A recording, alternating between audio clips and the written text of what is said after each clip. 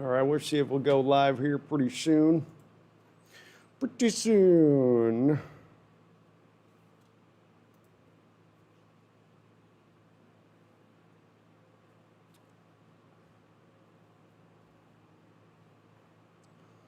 Looking good.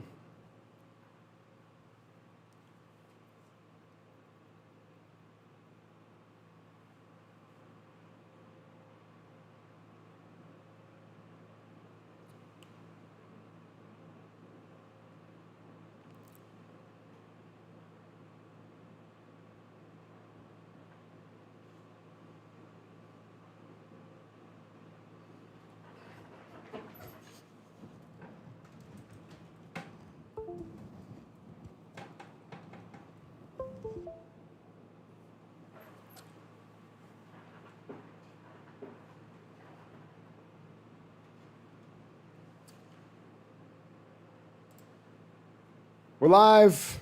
We are live. Hello, my people. How goes it? I hope we are having a good bye-week Sunday. And hopefully this works as I'm trying a new broadcasting source here, but you never can be sure. So, looks like we're looking good. Tell me if anything's weird here with the audio. I'm trying a new broadcasting source here that's a little more stable than what we've been dealing with lately. So I appreciate your guys' patience on that as I try to refine this thing bit by bit by bit. What is up, Carl? Billy Scott. Ooh, he's got to be feeling good. His Titans are rolling right along with our Seahawks. Big time win for you guys today, Billy. It doesn't matter if it was a close win against a lesser opponent. We're going to talk about that a lot today. It is nonetheless undefeated is undefeated at this point in time in the season. You're past 1, 2, 3, 4, 5 games. You've earned it. What's up, Chris Wiseman, Chase Stern, Irina? How are we doing? How are we doing? So good to see everybody here on the chat. 49ers are killing the Rams. It's all working perfectly into our plan. It has fallen into it perfectly. They fell into our trap. But I agree 100%. It's looking nice right now where you got the Niners up on top. We'll wait this whole game. Of course, the Rams got enough firepower here to start pushing on through and getting right back into this football game. But very interesting game to watch in the first half. I wanted to delay going on the stream live to just get a little bit of a feel for how these two teams were going to play each other so we could talk about it a bit. But it would be very nice, in my opinion, if we could watch the Rams lose this game. When you look at their whole future schedule throughout the rest of this year, it is not very strong, much like ours. And it's going to be one of our big topics, I think, on this stream today is talking about strength of schedule and the apologists out there and the hand-wringers out there about being undefeated, but you don't have the quality win. We'll get into more of that on it, but interesting nonetheless. Carl, how you doing, Carl? Good to see you. User Hitstick. Irina. Hello. Hello. Michael Simon, the Seahawks are now the only undefeated team in the NFC. And this is a very, very big deal, Michael. The big reason for me in a lot of respects is we need some room for error here. These, as I was just speaking about with the Rams, they don't have a very strong schedule as we move through the rest of the season. Likewise, when you look at the Green Bay Packers schedule, I guess depending on what you think of the Chicago Bears and if you think they're truly a foil for that team on the other side as we go forward this year, but they have a pretty weak schedule as well. So you got some trepidation if those teams continue to be undefeated rolling deeper and deeper into the season, especially as I've been targeting now for a while, going back since probably the start of this channel, saying we've got to get that first round bye. We've got to get that home field advantage. I know we don't know if we're going to have fans in the stadium or not. That could certainly make a difference, but just simply getting that extra bye at the end of the season. Rest your players up. You've got some older players at certain positions, your IU Potties, your Dwayne Browns. It could really benefit them to capture that. This goes a long way into that direction by getting these certain teams to lose that we need to lose along the way. So I'm liking it. I'm totally digging it. Evergreen, the video seems a little behind the audio, but it might be my phone, so don't take my word for it. All right? Let me know if you guys have any issues. I'm testing this out. Unfortunately, you can't do a practice live test with this streaming OBS service. You have to pretty much just go live and try it out. So hopefully it works good, but it may be, we're trying to work out some kinks, just trying to better the channel up a little bit. So bear with me if there is a little bit of weirdness with that, Evergreen, but thank you for letting me know that, because I want to know how this... Everyone else makes it look so simple with their overlays, and just it always seems to work so seamlessly with their live streams. Clara, how you doing, Clara? Hello from New York. I'm glad the Rams are losing. We may finally have a chance at beating them. Glad the Packers lost. We need to fix that back end of our defense. When does Snacks play?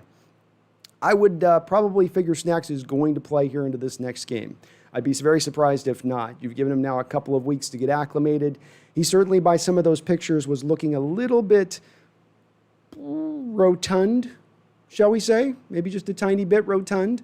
So there's a little bit of, I guess, worry with that, maybe perhaps. But I think he's going to round into shape pretty quickly. It's not like he has to lose 75 pounds. It's probably like he could probably lose 40 just by like laying off a couple extra steaks. So you give him those 3 weeks. I expect him back in there. He's going to be key, probably not just because of his impact. I think the biggest factor with him coming back into play here is going to be his ability to turn those rotations out a little bit better on the inside. Not ask Puna and Jaron to play so many snaps because you're so worried about bringing in their backups and the fall off you might get. I really like Brian Monet's game. He's played pretty decently up until this point this year, but all that said, we need to get a little bit more with it. So. Let's see here we're at here on the chat. Randall McDaniel, how you doing? So good to see you guys. I think everybody's going good through on the chat and hearing well, which is nice to see. But Billy, you got to be on cloud 9 up there with your Titans, man. You look like you guys are really going to be a threat. Boy, I thought Derrick Henry, after all those yards last year, after all those carries, it's usually, historically speaking, those kind of backs after that type of season go down the year after. But he does seem to be somewhat of that special back that sort of can maintain and hold that rise even after the contract, even after all those carries. I mean, we just saw Christian McCaffrey, for instance, go down this season. He really fit to form with usually what happens with those running backs. Clara says, Packers no Week 16. They play the Titans and they play the Chicago Bears twice. Sorry, Khalil Mack is playing well. Devontae Adams had an injury this season and he's not playing well. It's a very good point, Clara, in the respect of the Packers. Everyone in the nation knows and can look at them and say, you guys didn't attack your wide receiver position appropriately. This was a very deep wide receiver draft, and you just can't help but scratch your head in wonderment as to why it is that they seem to ignore that position in the way that they did. Now, I know they've got some young guys that they felt a little bit good about, and they're always a team that likes to develop the young receivers along, so they have that good chemistry with the quarterback, but you really needed an injection of talent. Even their quarterback was saying it. I know he rubbed some people the wrong way, but it wasn't like he was wrong in this instance. I know Kyle Love is high on a lot of those guys' boards, but I would have gone with a wide receiver for them. That could end up being their downfall, the thing that ends up upending their whole season. And certainly with Khalil Mack there with that defense, not just Khalil, but that old defense, Clara, is very solid. They could be a threat. I just still wonder about Nick Foles in that offense. It's almost as it's even more bereft of playmakers than the Packers' offense is, and so it cannot really get them very far. We saw last year what happened is you get the 3 and outs by their defense, and it happened over and over and over again, and then eventually the defense would get tired and start to give up points. The offense has got to come through. You can only do so much gimmicky stuff like they like to do out there. You eventually have to be able to pick up yards. So we'll see how that goes. Chris Wiseman says we need to trade off Trey Flowers. He is awful. I'm not so certain right now, Chris, you're going to have any kind of trade value for him. I certainly think this is going to be an indication that this offseason we've got to look to reinforce the cornerback position, especially depending on what happens with Shaquille Griffin. But and this is one of the people that's been one of Flowers' biggest proponents. But every time he has seen the field this year, teams have attacked him, and he's not really fighting back very well. He's not giving you enough flashes to make you at least be okay with the occasional points where he's getting beaten. And this is the part that's been dismaying for me, and it's where we've got to go and probably find somebody else. Being a cornerback in this scheme, you can give up the little short passes, you can give up the little 5-7 yard dink and dunks, but when you're giving up these big plays up over the top, that's a cardinal sin as far as this defense is concerned. Unforgivable. And so, I don't think they do anything with Trey at the moment. He is where he is. He's going to be a depth guy for us as we probably go forward right now. And look, Quinn Dunbar gets beat up. Shaquille Griffin might get beat up at some point along this year. You're going to need some depth. You're not going to be able to go get that out in the trade route. There's no corners available out there. So I do agree that it's tough, but we are going to have to use. We're going to have to just kind of ride or die with this one, as they say.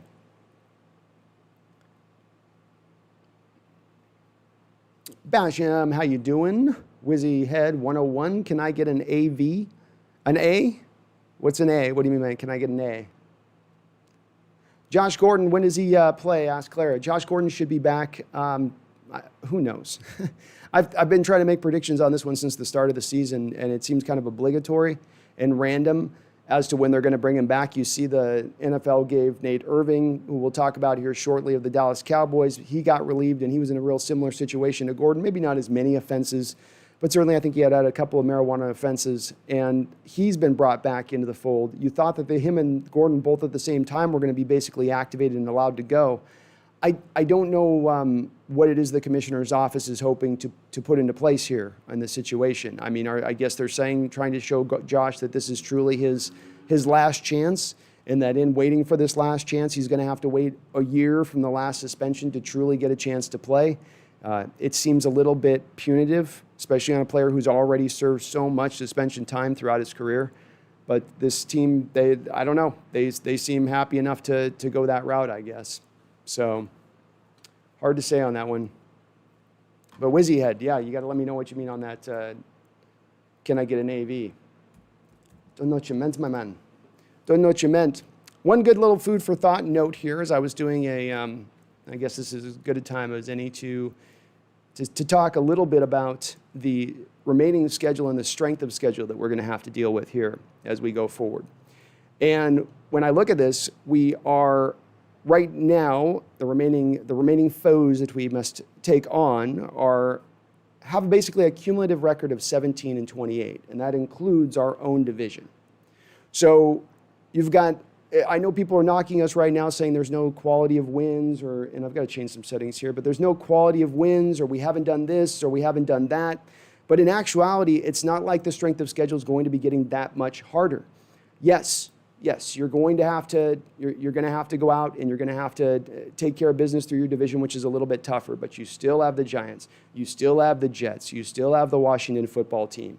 And people can wring their hands if they want about this and saying, well, what does this show us about what the team is or the team isn't? And certainly there's a chance at some point or another your chickens come home to roost in the playoffs and you get exposed by a much better team and it all just goes to hell and we all sit here and squawk about it through the whole offseason.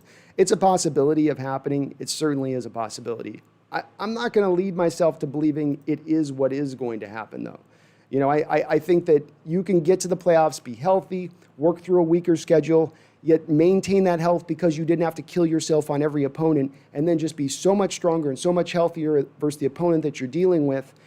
That's just not a match. I mean, you look at the Super Bowl and the two different flips of the coin on this that we got to see on back-to-back, right? And this is the real quiet thing on both Super Bowls that people don't talk about, being both the Denver Broncos and the one after that against New England. The Denver Bronco one, you didn't have any Von Miller. I believe Derek Wolfe was kind of beat up in that game. They were down, I think, another cornerback at that time. They had a couple of key injuries at spots where they were a little bit weaker along there. If you've got Von Miller rushing the passer against Russell Wilson in that game, does that change anything at all early on? I think we still win that game. I don't think he's the difference.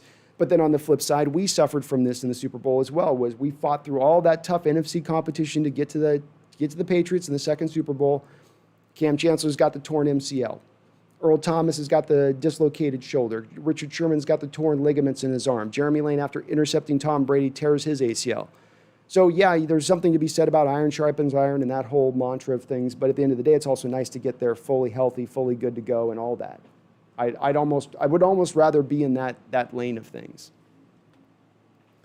Austin Galbraith, will the front office make moves to improve the pass rush?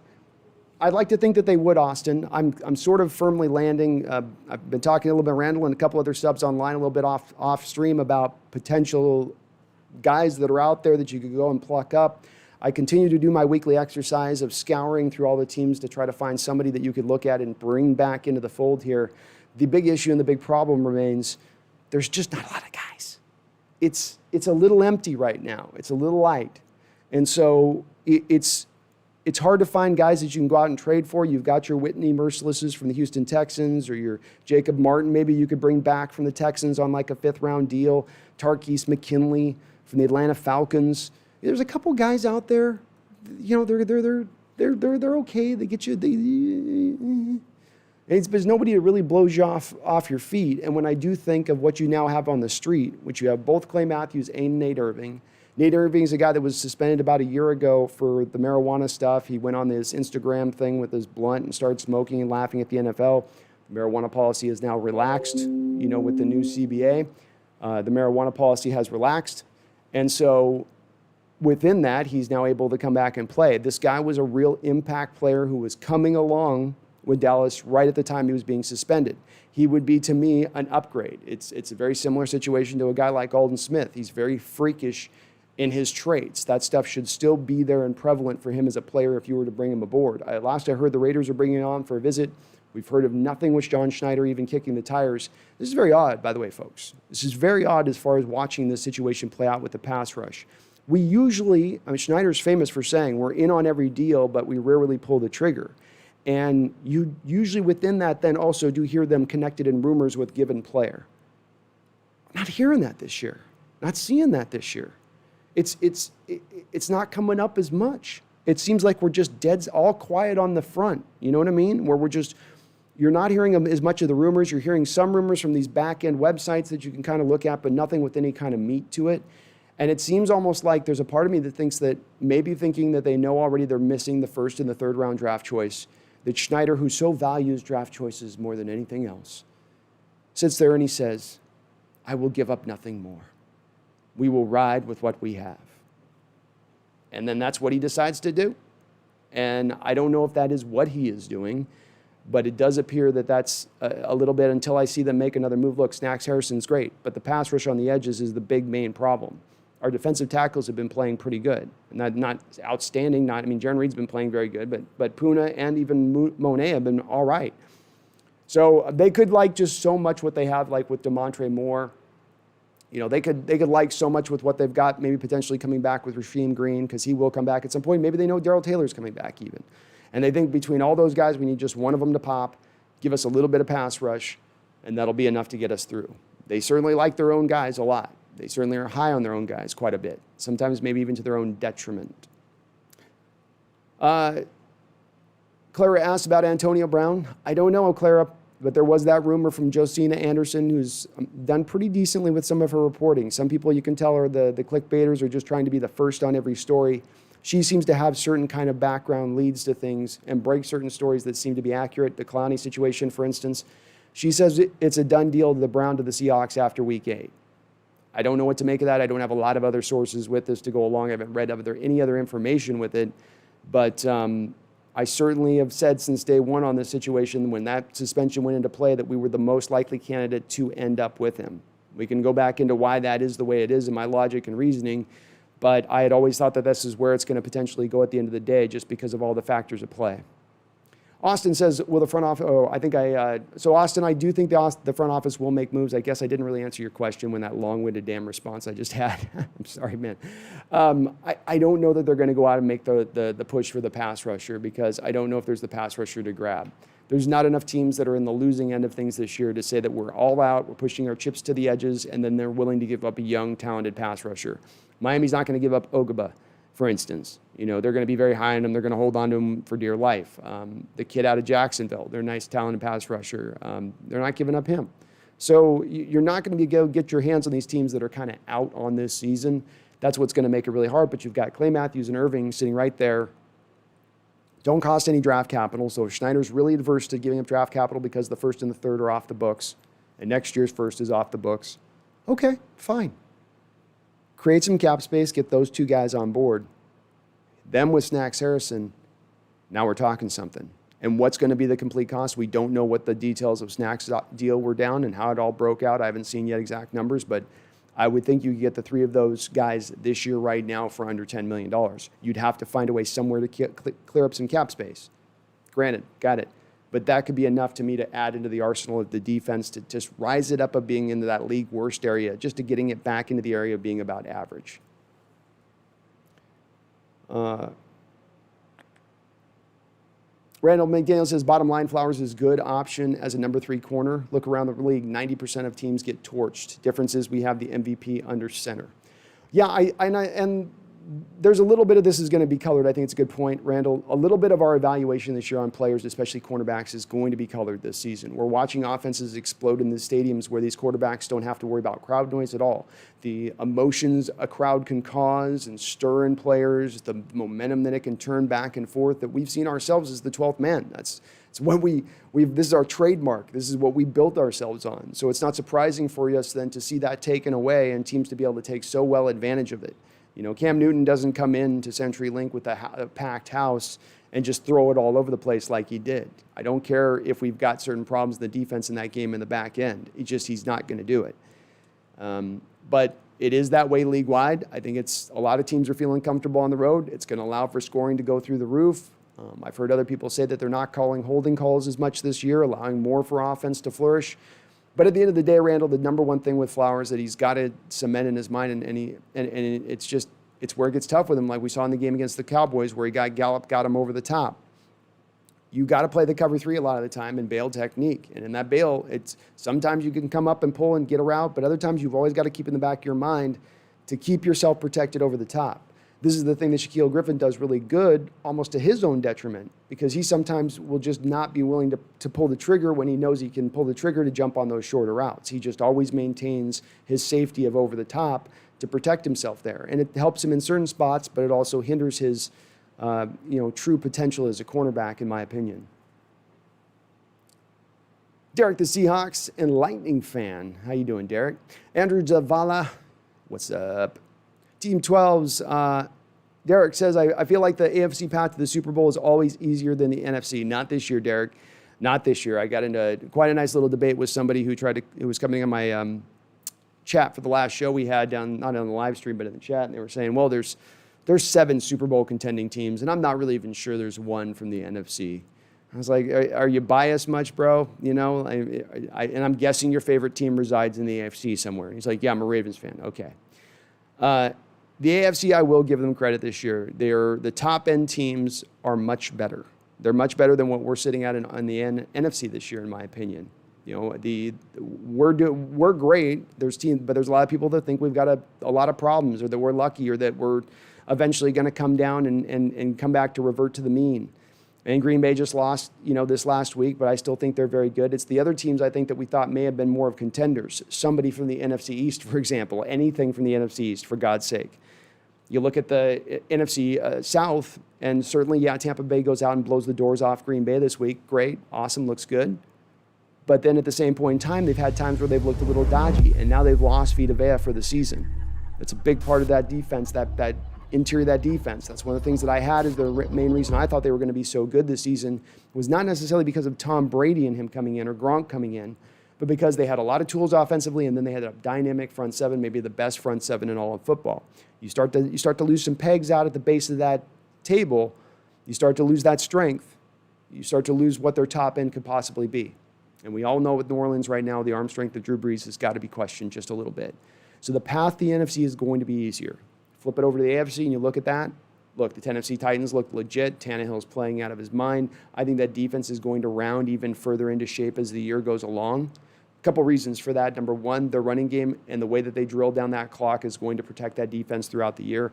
I'd expect a guy like Clowney, who I know hasn't had a huge impact. A lot of people are like, oh, no sacks for Clowney yet. He's going to come along. He's going to come along, and the rest of that defense are right along with it. They're a threat. And the Baltimore Ravens still look outstanding and good. They're able to win and do what they need to do. They get it done. Of course, the Kansas City Chiefs remain dangerous as well. I mean, those are 3, to me, the legitimate teams that have a chance to push from the Super Bowl side. And even the second-tier teams like the Colts with their fantastic defense, or the Oakland Raiders with their ability to run the football, even those teams are good. And I'm not even speaking to the Steelers yet, who are undefeated. So it is undoubted right now that the AFC, for the first time in the last few years, to your point, though, I'll say it, for the first time in the last few years, the AFC finally got their crap together, and they're actually somewhat legitimate. But it's not like they've been just, woo, you get 1 year. Don't turn into a 49er fan, AFC. Team 12 saw a car accident happen by my house. It flipped over and went onto the beach and landed on the roof. No one was injured. Oof.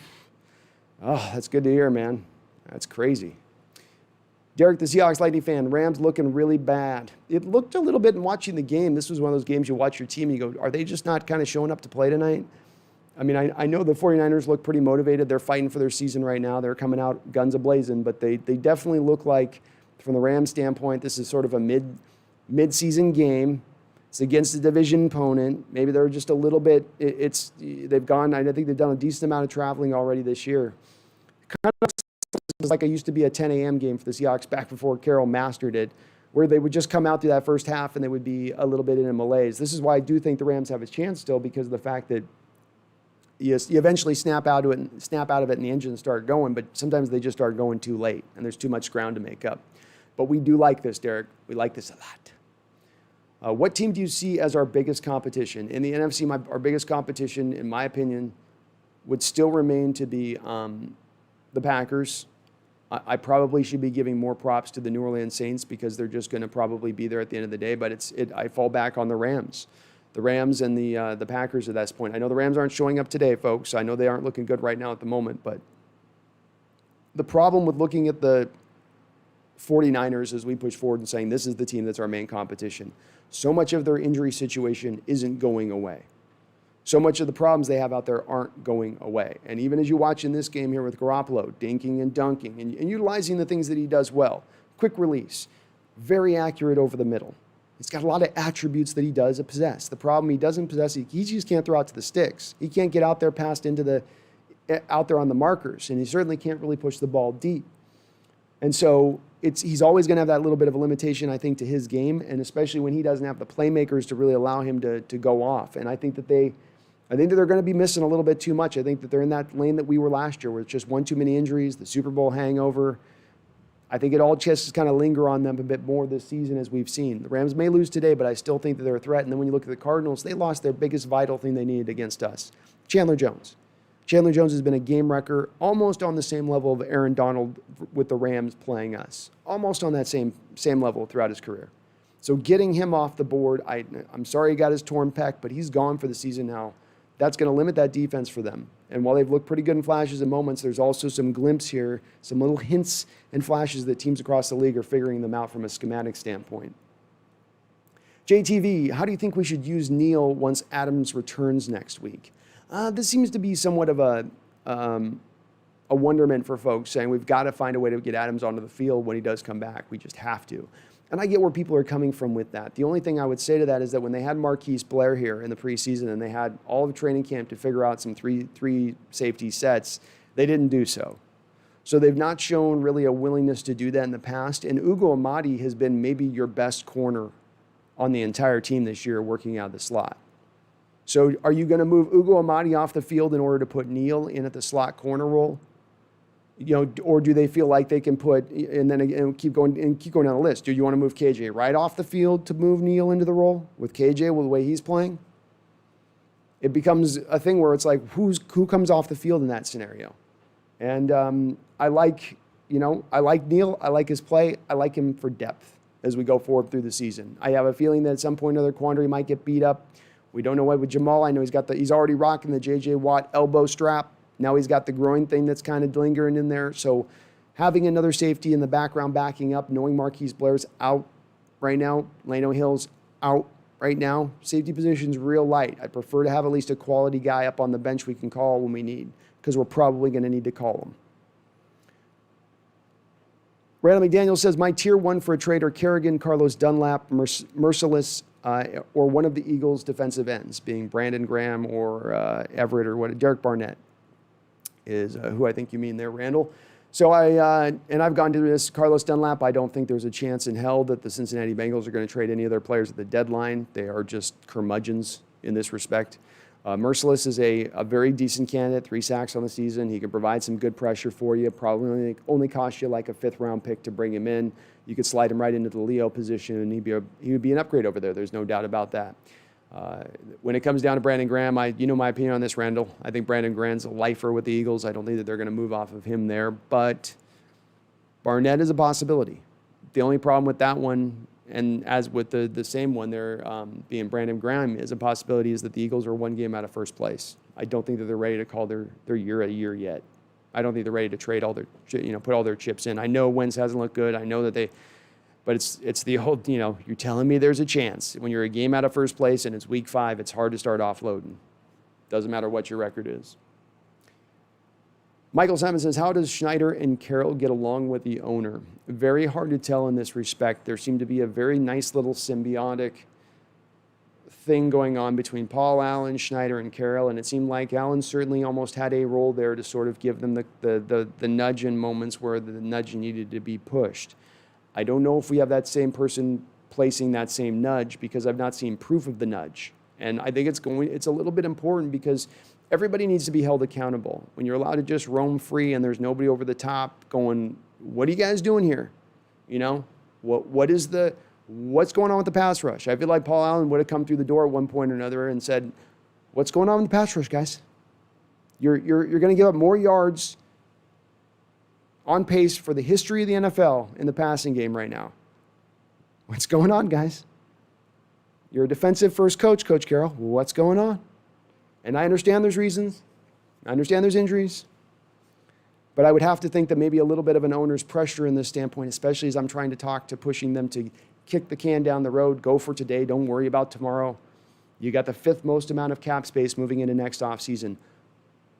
Maybe you go to like 12th in order to bring in a guy or two. Maybe you only have the 12th most amount of cap space moving into next offseason. It would be the way I prefer, but it's hard to say. I wish I had a better answer. We just have not gotten any information from the reporters or heard any stories, kind of like we would hear with, when Allen was more in the mix. Daniel W. says, I watched J.J. Watt today, and dude is slow as F. I don't think I want him anymore. He's pretty bad, actually. Kerrigan isn't doing anything. These 30-ish old white defensive ends are too slow, no athleticism. Could be very much the case, Daniel. I mean, he's certainly getting up there in age, and he's had a ton of injuries. So, when you get enough of those injuries stacking up over time, and then you're getting father time comes into play, all those things work together to really reduce you from the player you once were. And you're probably right. He's not going to be the game wrecker he was if you brought him in right now. As much as anything with the idea of J.J. Watt last week and being a possible trade target for the Seattle Seahawks was just the thought process that there's not a lot of people out there. If they don't like the guys on the street, there's not a lot of guys to trade for. We come back to that saying that I love to go to from time to time. Any port in a storm. You're amidst a storm as far as this pass rush, on pace to give up a record-breaking amount of yardage in the air. Do you stand pat? Do you hope for young guys who've been injured throughout the season to fix it magically? Is that a solid bet? I tend to think not. I tend to think you want to go for something a little bit more solid. Now, J.J. may not be a game wrecker, but he is a gamer. He's a guy who's going to be able to generate pressure at times, especially if I can rotate him in. And the thing you have to consider this year is that their defense has been bad. Their defense is on the field for a very long amount of time this year. That means he's going to get worn down. He's going to play a lot of snaps. He's not going to look as effective. Get him in here rotating. Maybe he looks a little more effective. Maybe he looks a little more better. Randall McDaniel, we only need Eagles to lose 2 more games, and the fire sale is coming. I'm all in favor. Everybody vote for them to lose. We definitely need more teams to jump into this fray, being willing to start to offload some of their talent. Team 12's Carlos Dunlap got benched to 3rd string. Do you think we can trade for him now since he's a little upset and they didn't even tell him in person? I'd love to think so. He'd be a solid guy that you could potentially add, though. Maybe he's at a point, too. We're just talking about Kerrigan. We're talking about Watt.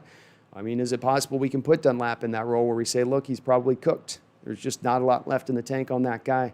The problem is Team 12's is that the Bengals owner is renowned for not making midseason trades. You had last year, for instance, A.J. Green, who they still refused to trade for whatever reason, wanting to be traded to a winning team, wanting to get out, and they wouldn't let him go. And it was because they were asking for too much draft capital. They're not being a willing trade partner, and that's what makes it hard with Cincinnati. I think that's going to continue.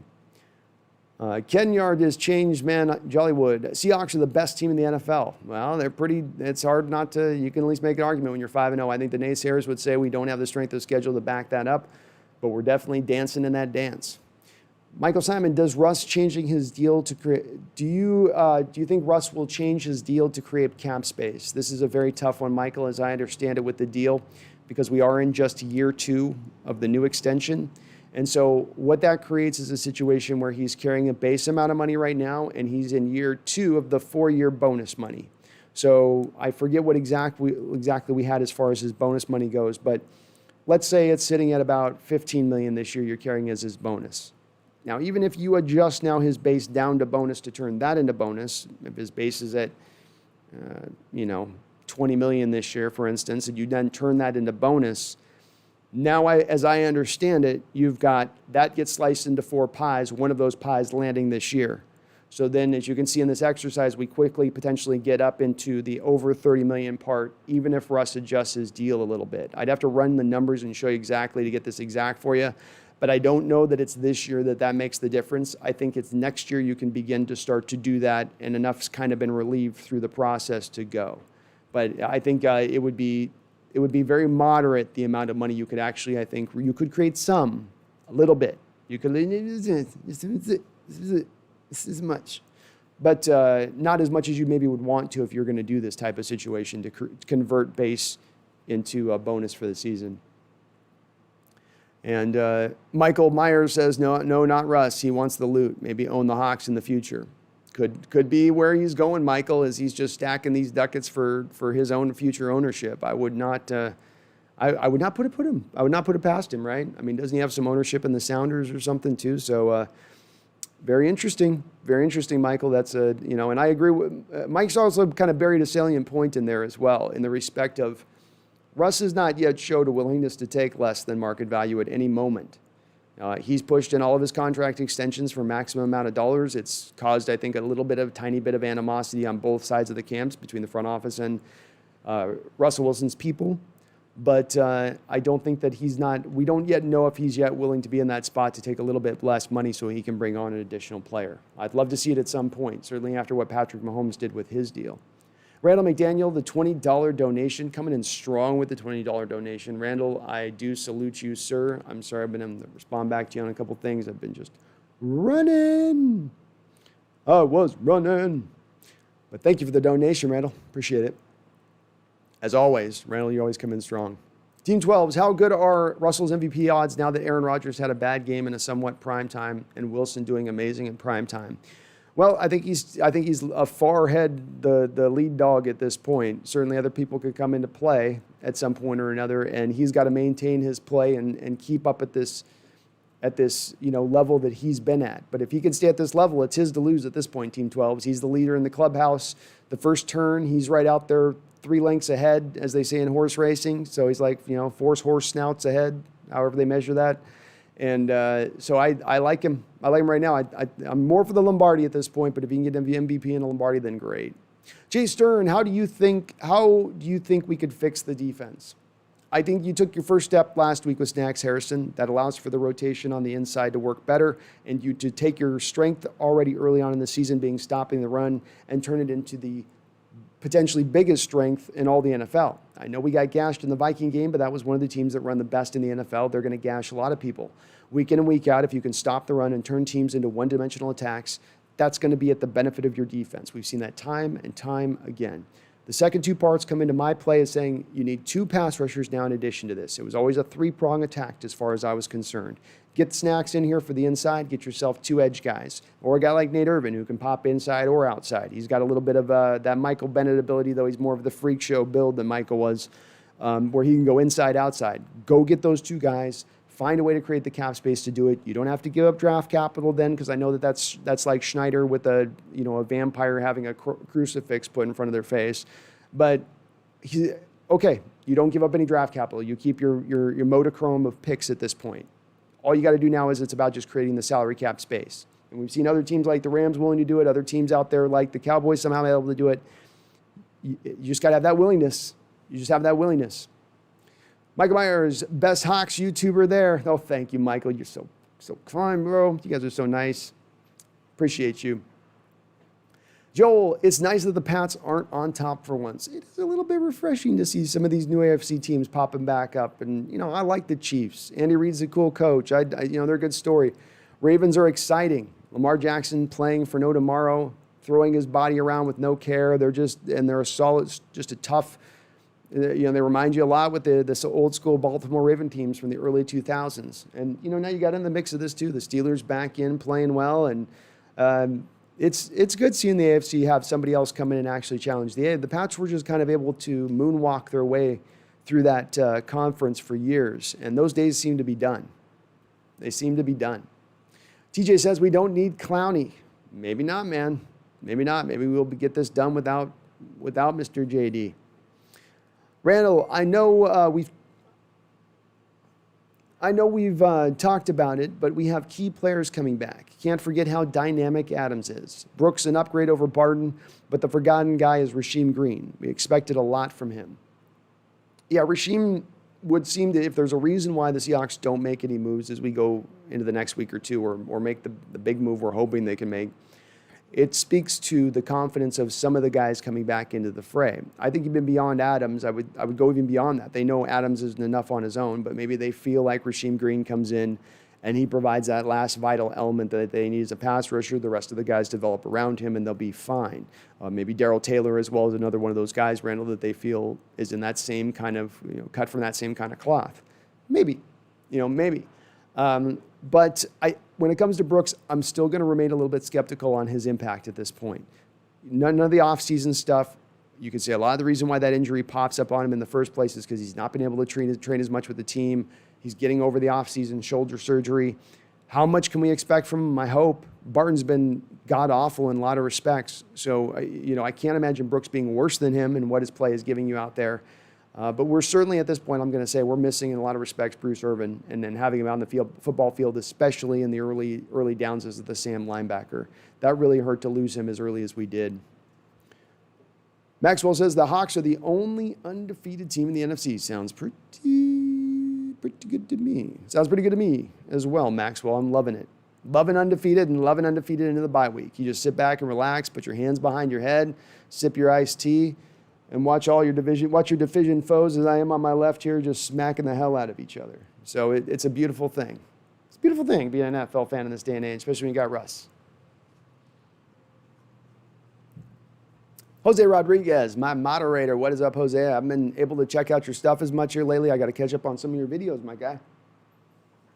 Got to get it done. Randall, I love seeing Rodgers take an L today. Sue's sack right before the half was sweet. Yeah, that was a surprising one for a lot of people. They had the Packers just throttling the Tampa Bay Buccaneers this week, but that defense held in tight, and the pick six, Rodgers only thrown 3 of them, I think, in his whole career. Threw another one today, threw to the back-to-back interceptions. You get him outside of Lambeau, he's always been a little bit of a different quarterback. Maybe not to the degree of a guy like Breeze, get him outside of a dome, but you get him in a little bit of a... You get him a little bit out in the elements a bit, and it just doesn't seem always the same with him. Basham, I think Neal should be a rotational piece. Don't let Jamal Adams play the whole game. Let Neal take some snaps. Keep Jamal as healthy as possible for the playoffs. It's a great thought process, Bash, but there's no way that the coaches are going to take Jamal Adams off the field if he's able to play in and play out. They're going to want that guy as a playmaker out there as much as possible. The rotation stuff is really more for the defensive linemen up front than it is for the safeties. They're having to exert a little bit more effort than those back end guys are at times. And so that's why you've got to think more rotational there, but I just can't see the coaches willing to flop out Jamal. I would be very surprised. And then maybe that would just speak to how well they think Neal is and what the kind of player he is, but it's a tough one for me to see there. Randall McDonald says, I know it's a sample size. Do you think Neal has value to other teams? Could we sweeten the pot in a trade with what's basically a free player? You could. If somebody's seen something on tape that they really like with him. He was highly rated by the Pro Football Focus scores. Maybe there's a way to package him up with some other guys. The one problem I'd have there, Randall, is then who is your backup safety as we go forward here now? If Jamal Adams goes down, there is no Marquise Blair. If our free safety goes down and we got to slide, let's say, Jamal Adams over to free safety and then bring in strong safety in, because right now at the free safety position, who's our backup there right now? It's really, really, really light at that position. So I'd be real hesitant right now, especially being a low-cost player playing very well for you under club control for the next couple of seasons. I might be a little hesitant to part with him. But again, it just depends on the trade we're talking from a specific standpoint. TJ, when the defense gets back, we will be a little bit better on defense. When Green gets back, sorry, my bad, TJ, I mispronounced that. Yeah, we will be a little bit better. If he comes in, I think we would be. He's got to take a little bit more of a step in his development. The guy wasn't a game wrecker last year. This was the guy that was on the edge of making a Pro Bowl. He went and took a step forward from his rookie year, and it was a good step forward, but I don't know that this is the answer to all of our dreams and hopes and prayers. Now, there are guys coming back here. We're getting a load of people brought back into the mix. It's going to help getting those reinforcements in. It's going to be interesting to see the acrobats they have to play with the roster a little bit to make it all fit. But at the end of the day, it's right now when you're 5 games into the season, you've lost one player who is your slot cornerback for the season, and that's really it as far as your major injury is concerned. That's a pretty good place to stand. I don't know where we were exactly last year by game 5, but I would want to say that it was a little bit of a tougher place, in my opinion. What's up, D-Mac? I'd love to get a show in this Monday if we could on your channel, man. So if you want to do some, after I'm off work, do a show. And we're going to be trying to do a bonus show. I know I missed yesterday, Saturday. We normally had a show. I'm going to try to do another show this week. So we're going to try to get a lot of Seahawks talk in during this week because I know it's been a little bit, it was a little bit light. I missed yesterday. So I wanted to go down and got an invite down to the beach. So I had to go down to the beach and do my thing. TJ, I think our defense is okay until third down. Then we just suck for some reason. Well, it's because what ends up happening is that you get teams into third and long situations, but usually when you have a team in third and long, you've got them behind the 8 ball. You got them on their heels, right? The problem with us is we play such soft zone. Our pass rushers are so unable to generate quick pass rush, to have a high pass rush win rate, that they end up in this bowl where you're letting those slow developing routes that are very tough to cover if you're going to give them the time to get open, and teams are able to attack downfield. This is why I've always come back and harped on, TJ, the need for the front 4 to generate pass rush, not by blitzing, not by sending the house, but by the front 4 guys generating pass rush, because then you can drop more guys into coverage, you can squeeze the zones, and you get situations like in the Miami game where you had one guy tipped it coming on the pass rush to force the pass quicker. Cody Barton's in the right zone at that point, then tips the ball up. Ryan Neal's then also on his place. All the zones are so tight, he's there then to make the pick. That's all by the programming of your defense working as it then should. But the second you got to start sending the house, that's less hands on deck back in coverage. And so it doesn't work to the schematic designs of how you want to play football. Carl says, D-Mac, you ain't worried about no one coming out of that elevator. Low-key funny comment, Carl. Jose, I want JJ Watt or Jacob Martin. Jose, I'd be okay with either two guys, and I think both of those two guys, either one would provide you some value on this team. Let's remember that I know we've got some good pressure stats and there's some decent peripheral stuff, but when it comes down to efficiency and effectiveness, that's where right now the pass rush is really missing. I think those guys would at least give you a little bit something, even if JJ's at, 84% of prime JJ Watt at this point. That still might be enough to give us a little bit more.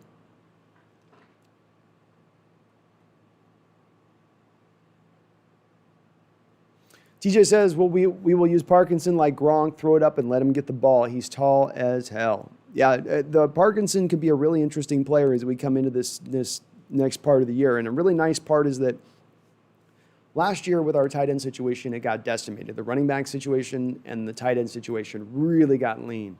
I mean, we were down to Jacob Hollister for most of the season. We're down to rookie 20-year-old Travis Homer running the ball at key moments during the season. This year now, Olsen's been steady. He's been all right. It looks like, and he's just going to get more and more comfortable here as he gets along. You got Disley showing out, right? We had Disley win on a route up the sideline in last Sunday's game. He went right up over. The guy fell down. He's running, and that's such a great play to see with Disley because you worry about him after 2 major surgeries like that. Does he have his explosiveness? Does he still have his wheels? Those kind of injuries can sometimes have their effect after a certain period where the guys just aren't as fast. And this was a guy with some physical explosiveness coming out of college in Washington that was one of the reasons that they drafted him in the 5th round, despite the fact he was really a defensive tackle convert coming out of college. A guy he was only a tight end, I think, for 1 year. But he's been fantastic, and now within the reserves of your rank, you still have Hollister, you still have Luke Wilson, and then Parkinson coming up. And when you watch Parkinson's tape, the one thing I'll say, and this is maybe speaking to your point, TJ, on wondering about him in the Gronk role, Parkinson did a great job of going up and just using his size and height and length and jumping ability to just jump over the top of defenders.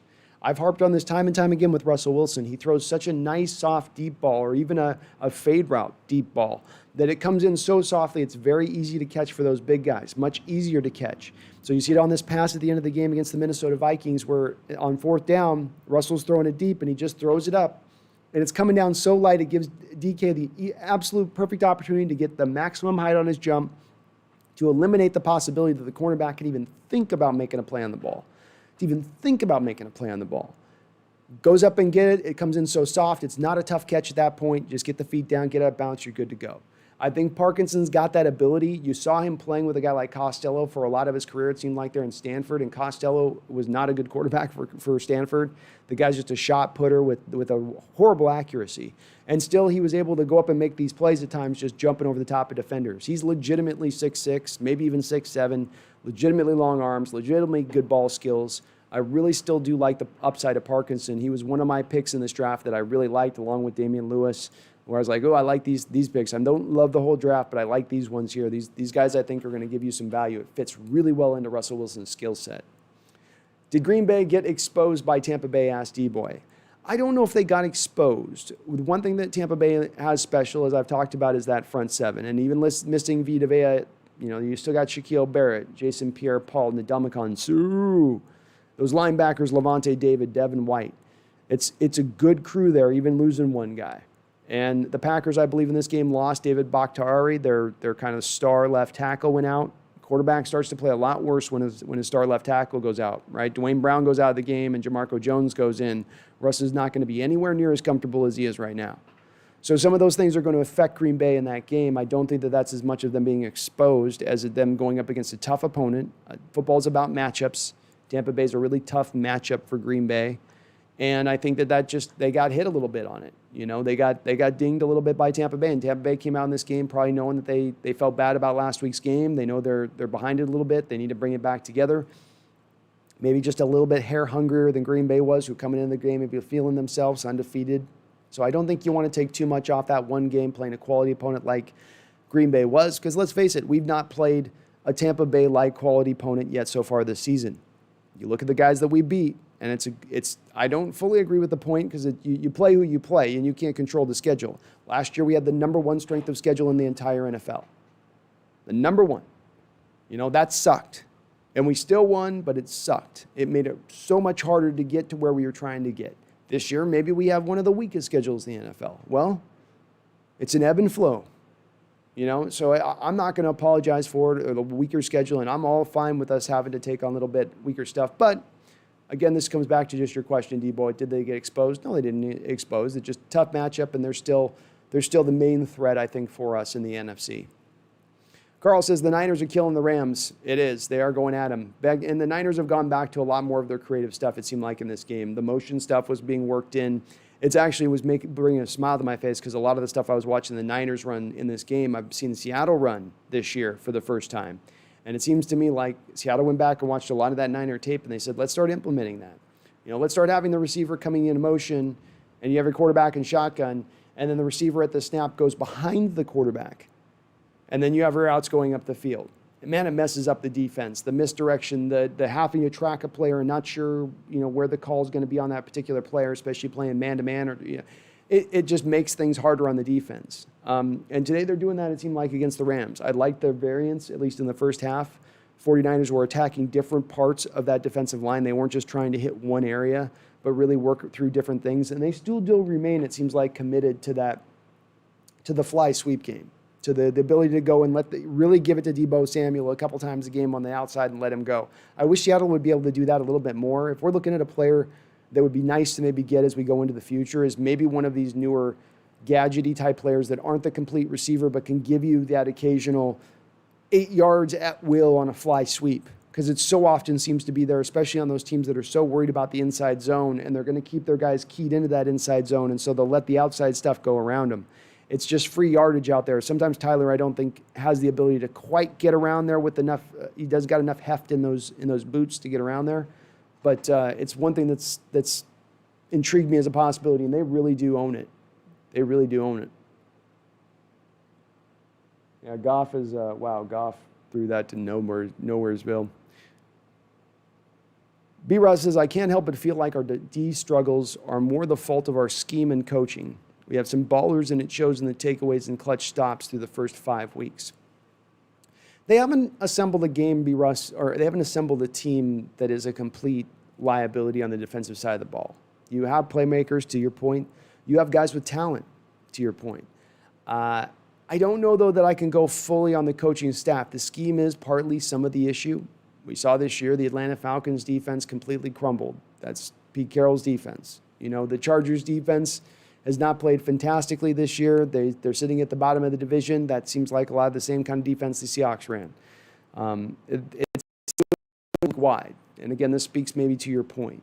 The place where I do wonder with, this is the place where I think we don't have necessarily a solid answer on this yet. And that is, we haven't gotten to see a legitimate pass rush with the back end of this defense, with our linebacking core, to see how that would function.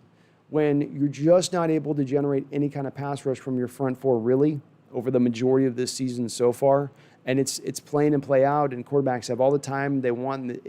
It really does break everything else down in your defense, and it removes any of your ability to really understand what you have, because it's hard to tell what's getting hit and what isn't. We've allowed quarterbacks too much of the 7, 8, 9 seconds to throw at times, or we've had to just blitz and send the house, which has then opened up holes on the back end, and we still get binged that way. So while, yeah, it's somewhat scheme be Russ, some of this is that at least as far as pass rushers go, you don't have good enough guys. Ben Mayowa should not be running 90% of the snaps out there at the Leo position, at the prime pass rushing position in this scheme.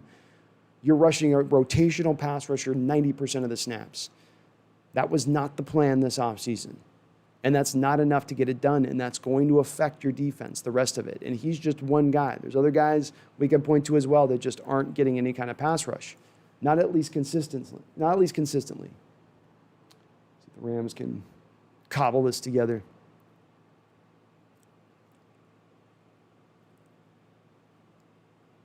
Carl Nerney says, who is all getting cut for all these people coming back? For all these people, for you saying if I wanted to make I see what you're saying. So we got Luke Wilson will probably be flipped out for Parkinson. They kept Luke Wilson on the active roster throughout the season because I think they knew at one point or another they're going to flip Parkinson in anyway, and they wanted to make sure they kept their tight end depth reasonable. I'm not so sure at this point that Darrell Taylor's really going to come back at this point. I think is going to end up on the IR if I was making a guess with him. I think that's what the tea leaves are telling us on that one. Jordan Brooks comes back. Who gets cut at that point?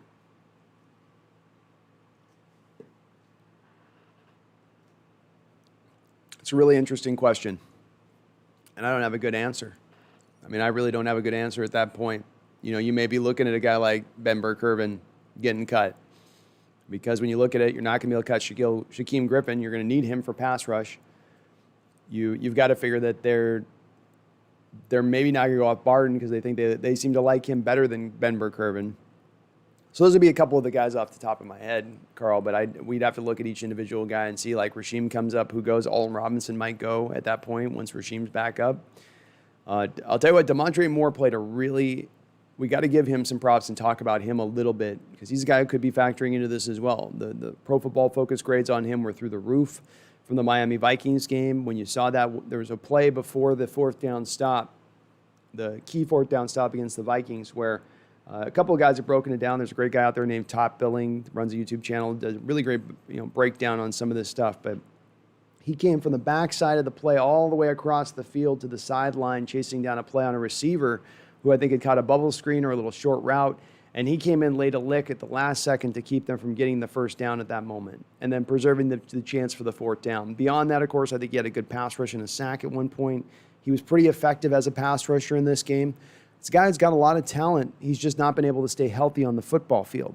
And, when you look at him, and again, looking at Bullard, even Bullard you saw make a play. This is a guy we just signed off the street a couple weeks ago, but another guy, if you go watch his highlights coming out of college, you go, dang.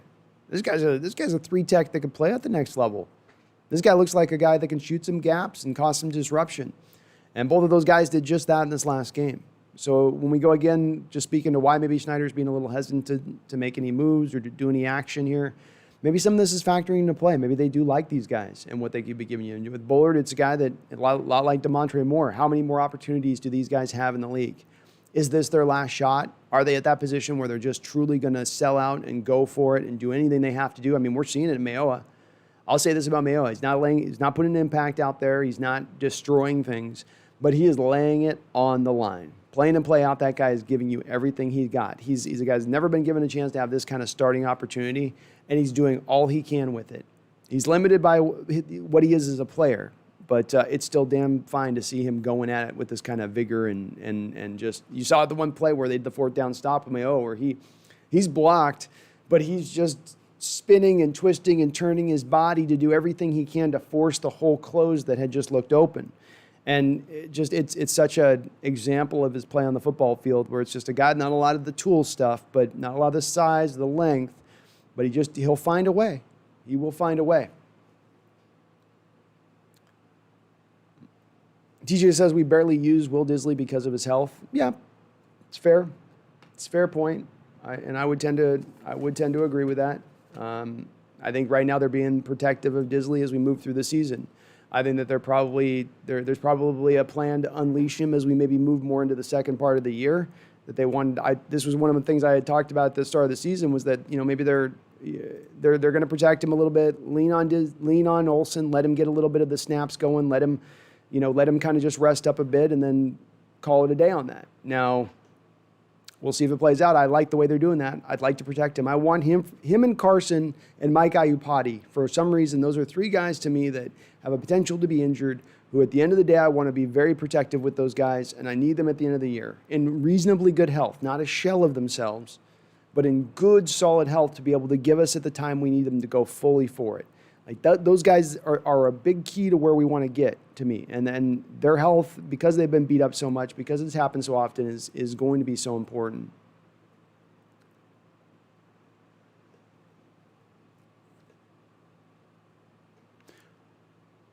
D-Boy says, is Tom Brady looking like the old Tom, or was it a lucky game?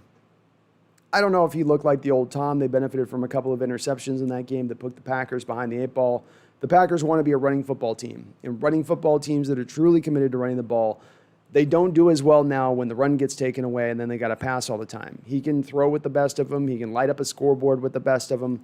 But it's about how they've designed that team now. It's why they go out and spend a second-round pick on A.J. Dillon when they already have two good quality running backs. They want to build towards running the ball first and then working off the play action and keeping the throws kind of limited a little bit, frankly, with that offense. Now they start to get to a volume passing attack, no running. They can't use the play action as much. I think that was more a little bit of what happened here in that game, D-Boy, is that they just got shut down. The interceptions, we've seen it with Russell before. It's like the game last year against the Ravens when he throws the pick six to Marcus Peters. Sort of just kind of flips the whole game around, changes everything up. And you can sometimes overcome it, but it does put you back behind things a bit. So now I think, too, still Tom is at this point in time a little bit at this, he's a little bit like Drew Brees at this point. The arm strength is losing him.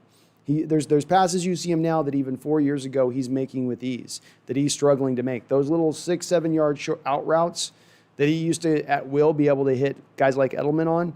You're watching him throw those routes now, and he's just not able to put the mustard on it that he needs to put to get the ball in there. And it's one of those throws where if it's a little light, that corner's going to undercut that route, and he's going for a pick six. That's why you've seen this year Tom throw a few pick sixes. So I still am not convinced with Tom that arm strength is going to hold up, especially over the course of a long season, especially if he's got to play somewhere cold when it comes into December as well. Daniel says, have you seen Greg Olson's rap college video? Please go to YouTube, 7th Floor Cruise song. Greg Olson's verse starts at 6:9. Daniel, I have seen that YouTube rap video with Greg Olson when he was with the Miami Hurricanes. They had a rap crew there, and I believe he went by the name Third Leg Greg. And I'm going to let all of you in the chat do that math on why he has that nickname. Clara, Tom just played well. His team has a good defense, and the overhyped Packers didn't. Yeah, I think that's just as well a thought here. I would more point to this would being the play of the defense by the Tampa Bay Packers than the play by Tom in this particular game. He took advantage at the times they had to take advantage, but this was, to me, the Buccaneers coming back off a tough game against Chicago earlier last week and really rebounding around and turning this around a bit. I agree. Randall says, thoughts on the guy we signed named Jonathan Bullard. PFF gave him a great grade coming out last game. He had a borderline first-round talent coming out. So, yeah, as I was saying, him and DeMontre Moore are two guys that do have me intrigued here, Randall. I like what I see out of those guys. They've got me interested. I don't know if I don't know what they're going to give necessarily for us at the end of the day, but they both have talent.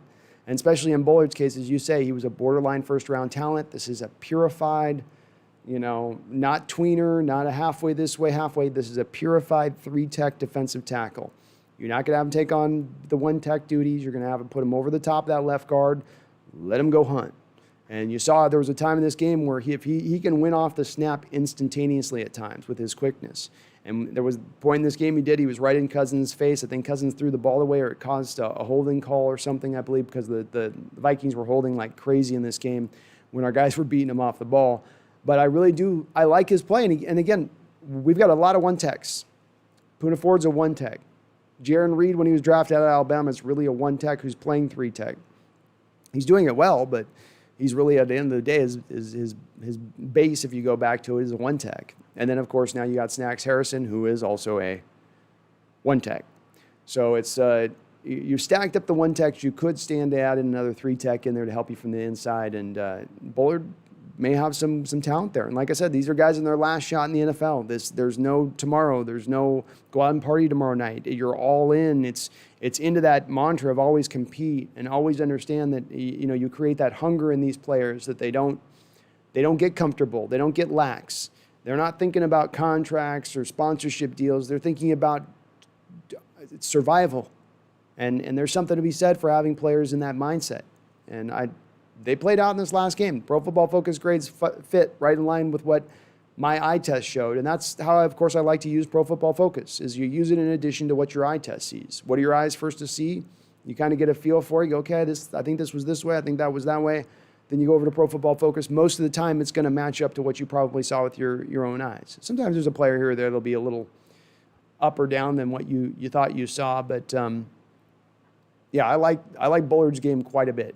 His college tape is, you go watch his highlight reel, and it'll blow your socks off. Carl says 2 realistic people you want to see as trade for. Sorry, realistic trade. Who do we got? I mean, that's the problem here. Is I put my list together and I don't have great answers here. I think I'd rather see them sign than trade, Carl. I'm more into that point of I just prefer to lean in that direction of things. I understand why people want to look to trades, but because the trade market is so barren right now, it just doesn't have me really very excited at all for anything that's out there. But if I'm going to lean in a direction and have to give you a response, I still go back to J.J. Watt. I know Daniel, I think earlier in the chat here, said that he looked cooked and done and not what he was before. Got it, granted, understood. At the end of the day, though, I think that he's still, if you have him playing for a championship, he's not asked to be out on the field for 75 to 90% of the snaps. I think that Watt can still be a pretty good player for you in rotational points and times, and he knows how to get after the quarterback. That's probably my number one guy that I at this point, who would be out there and available, realistically speaking. Maybe if I could go for a secondary guy where you could flip him for like a second-round pick, that would be a dream scenario that's not likely to happen. It'd be like a Bradley Chubb from the Denver Broncos, where maybe you can go out and you throw them a second-round pick and they bring him over into the fold to you. Maybe something in that line would be another dream scenario. I don't like a lot of the trades right now, Carl, that are available. Carl says, who do we put on Kyler, Jamal Brooks, or Shaq? Well, Brooks did a really good job against Kyler. He played against him in college as a spy, and there's a great couple of highlights you can find of him chasing down Kyler Murray. So I would be probably on board with saying put Brooks on him if he's healthy, hopefully. Boy, I do not want to see Barton in the open field versus Kyler Murray, that's for sure. So if that's the case, then you probably want to start maybe bringing down Jamal and this would be so I'm thinking out loud here with this, Carl, but probably I lean to Jamal, because what you could do with Jamal is you run the delayed blitzes with Jamal, where he comes down and does that anyway, right? He'll do those delayed blitzes as it is, and sorry, my cat's shaking the camera. He'll do those delayed blitzes anyway. And you could just have him maybe stutter it a little bit longer there in order to wait on what Kyler kind of does from the pocket and then go attack and go after it. And again, he did it in college too. I think there's a highlight of him going after Kyler at some point in college as well. So I'm quite interested in. Let's get this thing off the deal here. I'm quite interested in the potential of that. I think you go that route with it. So you put Jamal in, you have him up in the box, and then you just play a lot of cover 3 over the top at that point. And then hope your guys on the back end are going to stay up over the top and not get beat deep. because I know that Kyler and company, they're trying to hit you over the top at times. Randall said a few weeks ago we talked about wide receiver and if we'd move Swain to practice squad when Gordon comes back. It just dawned on me Penny Hart is our 5th wide receiver on the active roster. If we get AB and JG, we'll need to move Swain. Yeah, I think that, I don't think Swain, I think they like Swain, but I think that they've probably made their peace with the fact that Swain's going to get plucked at some point. He showed out enough. People have seen enough of his tape here through the early part of the year to probably really like him. And I think somebody's going to probably grab him if you try to push him to the practice squad. I just don't see a way that you can hold and have 6, 7 receivers on the roster, especially with that amount of talented guys out there. You'd really have to go light at some other position at that point, like running back or like no fullback, and it would really cause you to have to really stretch and strain. Do you really look at Swain's upside long term? Is this a guy as a star for you up long term? Are we putting him into that category, or is he just looks like a really good NFL wide receiver, a guy that could be a good functional NFL wide receiver? And he kind of looks like that to me right now, and I don't think you break your books or break your roster in order to keep that guy protected. I think you're better put to just, if you've got the super talent team that you can put together where you're stacking Josh Gordon and Antonio Brown as your number 3, 4 wide receivers on your squad, you just feel so good about that you're not really sweating the 6th or 7th man on the roster at that point, the 7th wide receiver on the roster at that point. Carl, you don't have to give me a chat anytime, man. Your presence is well enough, and I salute you alone, so don't worry about it, buddy. Brian Roberts, how you doing? Randall says Dallas going to beat AZ tomorrow too. 2-game lead with all 6 division games ahead is a sweet spot to be in. I agree. I love room for error, Randall. I love room for error, and if we can get a little bit of that, what that helps you do as the season goes along is if you don't have to necessarily have a game in a given moment, you can rest a player for that 1 extra week. And this is something I think Coach Carroll's kind of a master of. One of the reasons that sometimes we do end up with more injuries due to anybody else in the NFL is the fact that he is willing to rest a guy an extra amount of time. It's part of his good reputation is that he's not forcing guys on the field if they're beat up. He doesn't want to cause further, more serious injury. So they'll rest a guy an extra week if you can have that room for error to lose a game. And that's going to be helpful. It's going to be really helpful if you can gain that. The more games you can get ahead by in that way, the better you can plan things out as we go over the course of this season. And of course, as I've said, I think that there's a realistic possibility here that you get to the 14-2 mark at this point. I see over the next 5 stretch of the games, I see a 3-2 mark. I see over the back 6, a 6-0 mark. You get to 14-2, and we're already looking at the Packers with 1 loss. Looks like we're going to look at this game with the potential of the Rams also at 1 loss, and now already 2 losses. The picture's starting to look better and better for us. It's starting to get a little bit clearer. It's not all clear now; it's still foggy, but we can see the pathway. Randall, to your point about gadget wide receivers, there's a kid at Purdue who's ridiculous, projected a round 2 wide receiver right now. I got to start looking at my college tape, Randall. I've been completely behind on all that stuff, but I think it would be I think it's the thing that you're missing a little bit now in your offense. It's the one thing you can maybe point to, and it's. You got the Tyler Lockett slot guy. You got the big-bodied wide receivers and Josh Gordon and DK Metcalf. Where's the guy that's maybe a little bit in that mold of the modern Deebo Samuel? The guy that you can move around in that sort of almost a sub-running back wide receiver type guy. They've gone after guys like that in the past a little bit. I mean, DJ Dallas has got a little bit of that to him. Of course, I think Golden Tate had a bit of that to him a little bit. But if you could find somebody like that, I think it would help your offense out. Just specifically on those, fly sweeps and just little gadgety plays that are out there. Just get a guy, let him work in space. We've seen a lot of teams get really effective at that, just letting those guys go. I think Seattle could too. And it's easy completions, it's easy plays. It's a lot of those things that just make the game a little bit easier for the offense. You don't have to try so much to get stuff. Brian Roberts says, thoughts on the Cards? I think the Cards right now, Brian, are really in a tough scenario as far as competing here through the rest of the year. You got Budda Baker, who had the thumb injury, he got surgery on. He's back out on the field, I think, playing with the cast. Certainly playing pretty decently, but they don't seem as strong defensively as we thought coming into this year. The big problem that they took, of course, is they lost Chandler Jones. That's a big loss. That hurts. It's not good. And that's really the centerpiece of that defense. It's not Patrick Peterson anymore, it's him. And I don't know if they've got enough talent defensively to hold teams up to really be a threat as much as I kind of thought they would be. In addition to this, The offense, as far as the Cardinals, seems to be solved a little bit. Kingsbury really had people kind of on their heels a bit last season with some of the stuff he did. And it was odd because some of the stuff he did wasn't even, it was a lot, two tight end sets. It was stuff that wasn't even back to what he used to do in college necessarily. But this year it's a little odd to see him not have as much success offensively when they've been able to add the talent of a guy like DeAndre Hopkins in addition to Christian Kirk and Fitzgerald and I think Isabella kid that they got, who's a pretty good player for them as a slot guy. It's been odd to watch them not necessarily develop as much in that aspect of things. I thought Kenyon Drake was going to have a better year for them so far. And I think maybe some of this is their offensive line's not quite ready to allow them to go forward either. So the Cardinals do look a little bit more limited. Somebody said the Cowboys could win tomorrow, and I could see that game being a shootout. I could see that being another one of those 30, 38, 34 type games. But the Cardinals are not as threatening at this moment. You lose Chandler Jones for the year, you become a much bigger, less threat to me than you were prior. So I think they're still a problem, but they're not as big an issue as they were at the start of the year. Michael Simon asks, what do I think of Nick DeBelore? I think as a blocking fullback, he's pretty limited. I think he's probably one of the lesser blocking fullbacks that we've had here, and that's one of the reasons you don't necessarily see him on the field as much.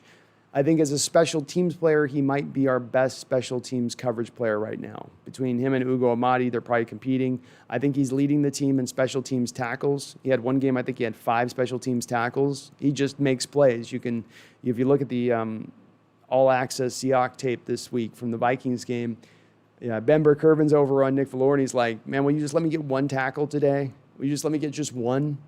And Valor's just laughing. So I think that's one of the things that's going to make it hard eventually for those people who would like to see Valor cut, to keep another position a little bit deeper, like keep a guy like Swain, for instance.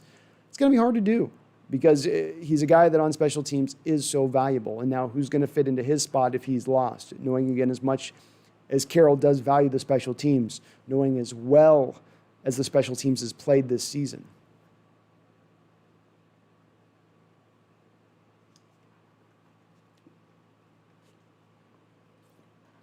Bash M says, anything on Steven Sullivan?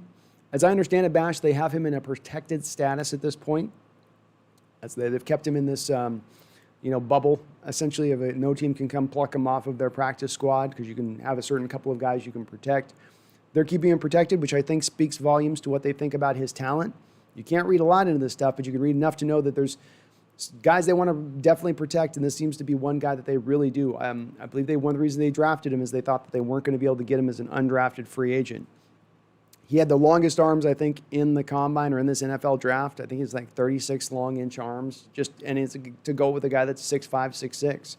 So he's a very toolsy guy, moves fast, but he was never really able to put it together there at LSU or get much playing time. I'm still a little reticent to understand his top end when he was playing so little for them and he couldn't find a way to get on the football field. Now, they had a lot of talent. When you got your Jamar Chase and, Justin Jefferson and the Moss's kid, Thaddeus Moss out there and a good running game, Clyde Hilaire, maybe it's hard to get as many opportunities. Maybe. But we don't have any preseason to go off with the guy. We don't. It's too much of a limited data at this point to make any kind of real assessment, but they are protecting him. That says to me that they want to try to give him this 1 year to see what he can maybe be after a year of development. I think he's probably really raw, and he probably needs a lot of refinement to his game to be ready to get on the football field. Randall says, I wonder how Penny will look when he comes back. He'll take a few games at least to get in game shape, but he could be a real weapon 12 to 16 games in the playoffs.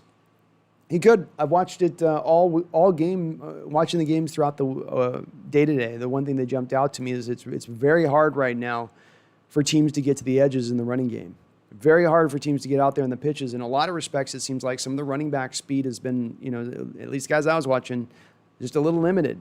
These guys can't get to the edge. We've seen this with Travis Homer, where he just doesn't have quite the speed to get to that edge in time to get, in front of those defenders, to turn the corner and get himself 4, 5, 6, 7, 8 yards. So that's something that is in Penny's game. I've pointed to it continuously, saying that this guy's phenomenal outside, phenomenal on pitches, phenomenal in outside zone. I'd love to see them really work him into that and find him 5 to 10 carries a game in somewhat of that capacity. It'll just be interesting to see where he is as far as his injury, Randall.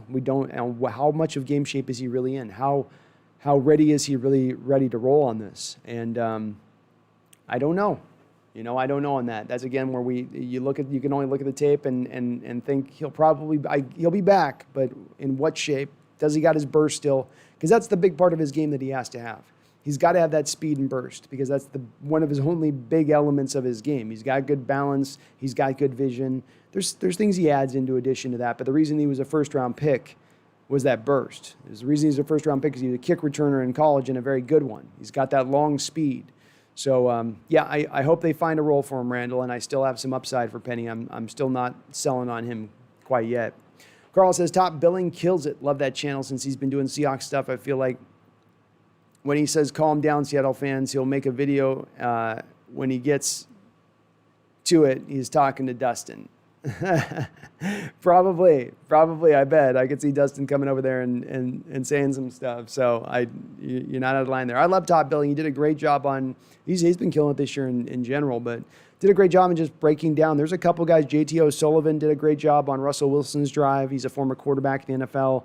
Who did a great job on the breakdown of Russell Wilson's last drive. You could really go back. I'd offer all you guys, go back and watch some of those things when you guys get time on some of those videos on YouTube, because the breakdowns are really nice and you really get an understanding and better idea of some of the intricacies of what is going on the given play. And also just the understanding of guys on point doing their right responsibility. Yeah, Russell Wilson is in many respects playing the Superman role, but this isn't necessarily even like last year where he's doing that to just pull everybody up and along with him.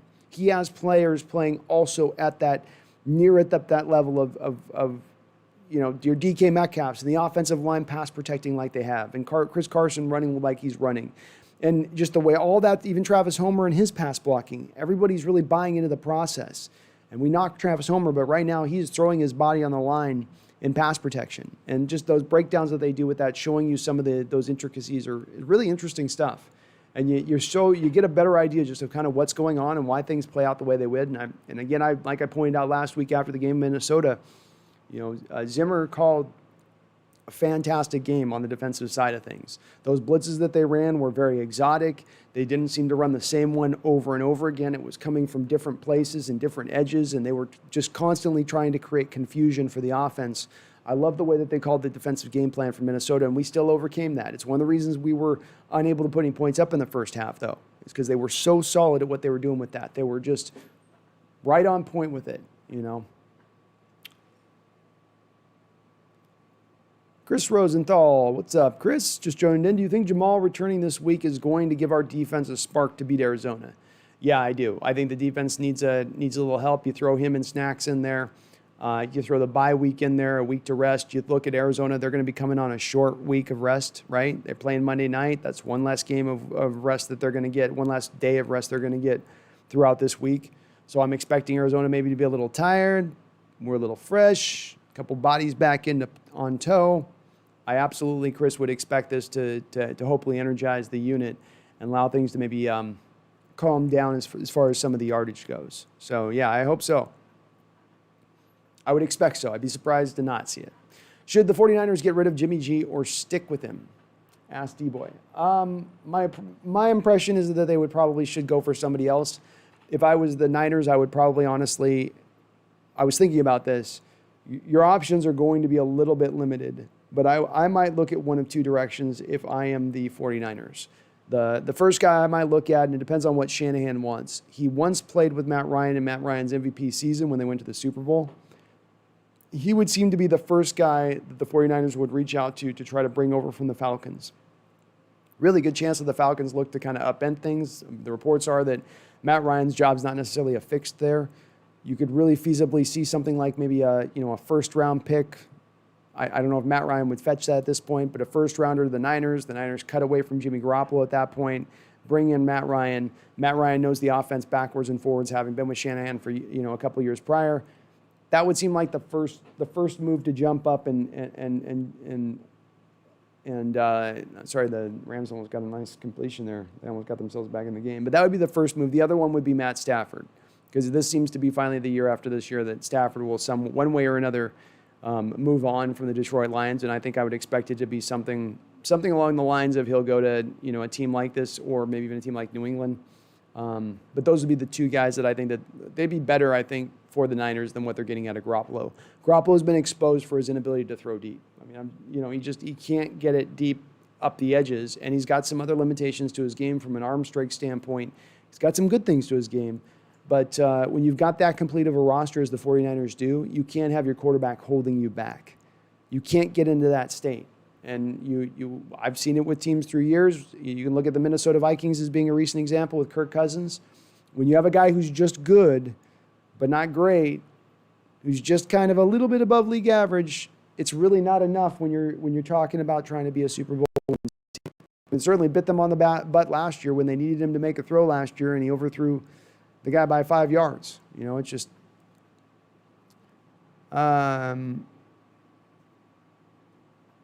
Randall says Olsen's rap name was G-Reg. I thought it was Third Leg Greg. I don't know. I didn't look too in-depth on this, Randall, I'll admit. I wasn't going through their whole catalog trying to understand what they what their message was to the masses. It seemed pretty one note. Michael Salmon says, who is in that little picture behind you? That would be Russell. That would be Richard Sherman right there. So that's Richard Sherman when he was on the cover of Madden. And at some point, I'm going to get Sean Alexander. I got to find it because it's back from 2005. But at some point, I'm going to get Sean Alexander right there.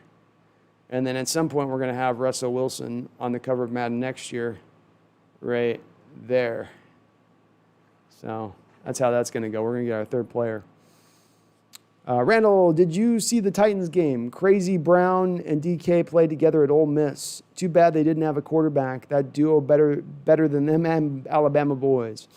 Yeah, those guys are two phenomenal, just freakish guys. With a guy like Brown, who's drawn comparisons to a guy like Terrell Owens, and DK, who's drawn comparisons to Megatron. You had two of those guys on a college team at one time, but their quarterback was horrible, and the offensive play calling was awful. And they just didn't, I mean, those guys, I'm sorry, but if you got that kind of talent and you got that limited of a production out of them, I think Brown was a little more productive of a player, but you certainly didn't get as much as you should have gotten out of those two players. I know that DK had the neck injury, but man, when those guys were on the field, they could have done, to me, so much more as you look back in retrospect. But the quarterback was really, he just couldn't throw. OCC, what is up? Welcome on into the chat, OCC. Daniel W., so in 2018, Broncos got the NFL to change a rule allowing you to trade a player on IR. Should Seahawks trade for Von Miller? He probably gets cut next year by the Broncos last year of his deal anyway. The key on this move, Daniel, would be the Seahawks' understanding of where he is as far as his injury goes. So if he's not really going to be back to full health here at week 9 or 10, if this is something that really is going to be like, well, maybe around playoff time, maybe hard to say. I'd be really reticent to go for Miller at this point, also understanding that he still carries a decent base through the rest of the season. I think he had something in the neighborhood of like a $14 million base this season or something like that. Maybe it was a little less. But even if you half that number, that's still somewhere in the realm of $7-8 million that you're going to have to carry on the cap book this year, which if I'm going to make those kind of moves and adjustments as far as the cap goes, well, I need to be able to know the player is going to be there and he's going to be productive. But that would be the key to it, Daniel. If it's relatively easy to know that he's going to come back and be at relatively good health or near what he was, I'd be open to it. But, man, I'd need to see those medicals. I'd need to have, like, 5 doctors on my staff, and, like, they're all telling me, like, what's your opinion and what's your opinion? I want the total consensus on the guy, looking at the x-rays and all that stuff before I would go anywhere near making that move. Carl says, would you trade both second-round picks on a 2023 first for an injured Chase Young? I would. Would you trade would you trade both second-round picks and a 2023 first? Yeah, but I don't think Washington Redskins make that trade. I don't. I think that they don't look at him as being injury-prone. I think rookies this year are going to fall to injuries because they don't have any off-season training camp, no preseason games, no ability to really prepare their bodies. Look no further than Jordan Brooks is a guy that's also suffered from this. So I don't think that the Washington Redskins would really be on board with trading a guy that they just picked up like that. They could have, for the pick where they picked him at, I think they could have gotten 3 first-round picks in this last draft. I don't think that they see their value of going that much lower having picked him at this point. So if they would take that price, Carl, yes, I would make the trade. Would there be any chance that they'd really offer that? No. There wouldn't. OCC says it was kind of fun watching Rodgers struggle. Yeah, it's hard. It's hard when you lose your star left tackle. You know, it's hard when you don't have your running game. It's hard when it's suddenly all on you. You know, when everything's operating and working good and you have a lot of things that are protecting you, it makes you look a lot better. And of course, I'm taking little subtle shots here, but you know, we've seen Russell Wilson over the years have to play out of his mind within those conditions, and then we see other quarterbacks put within the same conditions and struggle. And it's one of the reasons I point to Russell's greatness at times and people really trying to understand it and wrap their heads around it is that, you know, other quarterbacks would not be able to put the same kind of production in place. Of course, we like to talk about Patrick Mahomes and the offensive line he's had and the players he's had to throw to and the coaching masterminds he has that creates these easy plays and easy completions in order for the game to be a little bit less challenging. Whereas Russell's back there playing backyard football at times in the past. It's changed now. It's getting a little bit more to the mastery state of things. We're back into now chess more than checkers, admittedly so. But yeah, I think Brady's going to be a guy, though I still say they are a threat. And I don't know where Bakhtiari's health is going to be if they lose their left tackle. That's a big blow to them. But all that being said, they're still going to be one of our toughest competitions. You guys know we're just on a pathway to have to play them at one point or another. It's going to happen. You know, it seems every playoffs, it's the nemesis sitting out there just waiting in the darkness for us. Just waiting. D-Boy says, so the ESPN has the Seahawks at number 2 best team in the NFL. Why is that? I'd have to see who they've got as the number 1 team, I suppose, would be the question there. Is it the Steelers, I guess, D-Boy, that they got in that spot? You know, people don't trust it when you've got a defense that's on pace to give up more yardage in the air than anybody else in NFL history. Your quarterback can be playing out of his mind. Your offense can be blowing the numbers up. But people are going to really look at that number alone and they're going to go, how good of a team can you really be at that point? It's hard to put that team with that given stat up at the number 1 slot. Just on that, I know it's simplistic, but just on that basis alone. And maybe it's appropriate. I mean, our defense has not maybe played good enough, especially when you factor in the level of competition to believe that we should be the number 1 best team right now in the NFL. We can still get to that spot. I think the defense has room to improve. Snacks Harrison, getting other pass rushers in here. Rasheem Green, potential Darrell Taylor. Jordan Brooks back into the fray. Jamal Adams back in. Yeah, you've got some guys that can come back in and improve where this team is. So this isn't a finite spot, but it's understandable why they're there. Michael Simon says Minnesota looks so bad today. Well, I think you took out the last of the fight of them, Michael. You know, they were going into last week's game they're still in this. They have a possibility to get to the playoffs. They're behind the ball as far as the record goes. But if they can turn around this week in Seattle, they can start moving back in the right direction. But what happens, they lose a really tough, heartbreaking game where they sell out and lay it all on the line. And then we see the next week, maybe they're a little bit spent. Maybe they're emotionally a little bit kind of done at that point. And I think that's what happened this week against Atlanta. I think they just, you know, they're missing Dalvin Cook. The other running back's not as good. I think that's a drop-off for them. And I think the other factor was they just, I think, a little disheartened by that loss. That's a tough way to lose. It's a tough way to see your season basically thrown, you know, out of whack. It's hard to come back from, 1-4, 1-5? Chris says, since we all know how suspect the defense is, honestly, do you see us as a Super Bowl team? Yeah. Yeah, I do. I got a couple reasons for this, Chris. My first reason is you got Russell Wilson. And I think he's playing not just the best at the quarterback position in the NFL. I think that he's playing above, far beyond what number 2 is right now. I really do. He's at a special place in his career. He's right in the middle of his prime. We're watching the best Russell that we'll ever see. It won't last forever. We got a couple years of it, maybe at best. But it is there. When you have a quarterback playing at that kind of level, when this modern game is built so much around the passing attack, when he's got so many weapons around him, the difference this year versus last year is you're not going to maybe be decimated as much by injury. Your offensive line will hold up and better. You've got all these passing targets to throw to, including potentially the additions coming on board of Josh Gordon and Antonio Brown. You could create the super offense. You could create the super offense that the defense doesn't matter, at least to the degree of this. The defense can give up points. The defense can give up yardage. But if the defense can cause turnovers, the defense can flip the field from time to time in the course of a game while doing those things. And there's reasons to believe they can, because that starts with stopping the run and forcing teams to pass. So when you can do that, you give up your points, give up your yards, you get your turnovers, your offense is the super offense. Okay, now you're putting up 35 points a game, and that team's maybe putting up 24, 25 points a game. They're still having some success.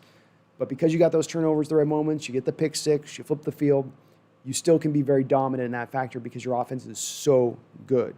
A passing core of receivers of DK Metcalf, who's playing like Calvin Johnson 2.0 right now, Tyler Lockett, who's still solid, Josh Gordon, who's still an excellent player in this league, as he showed when he came on the field for us last year in his limited snaps, and then maybe Antonio Brown on top of it, with Olsen, with Disley, with an offensive line that's healthy and pushing guys, able to run the ball as well, not just be a one-trick pony from an offensive line standpoint, but actually be good in pass protection and move the football. Yeah, you can still go and be a Super Bowl team. Is it the way I wanted this to be? No. I wanted us to go for pass rush first and foremost this offseason. I didn't want to make this the hard way. It's the hard way of going about it. It is. It is the uphill way of going about it. It's the one-legged hopping up the hill way of going about it to a degree. But your hops are so gigantic, you got these guys hopping so high that you can still get up there even faster than everybody else. I do have that confidence at this point watching this offense.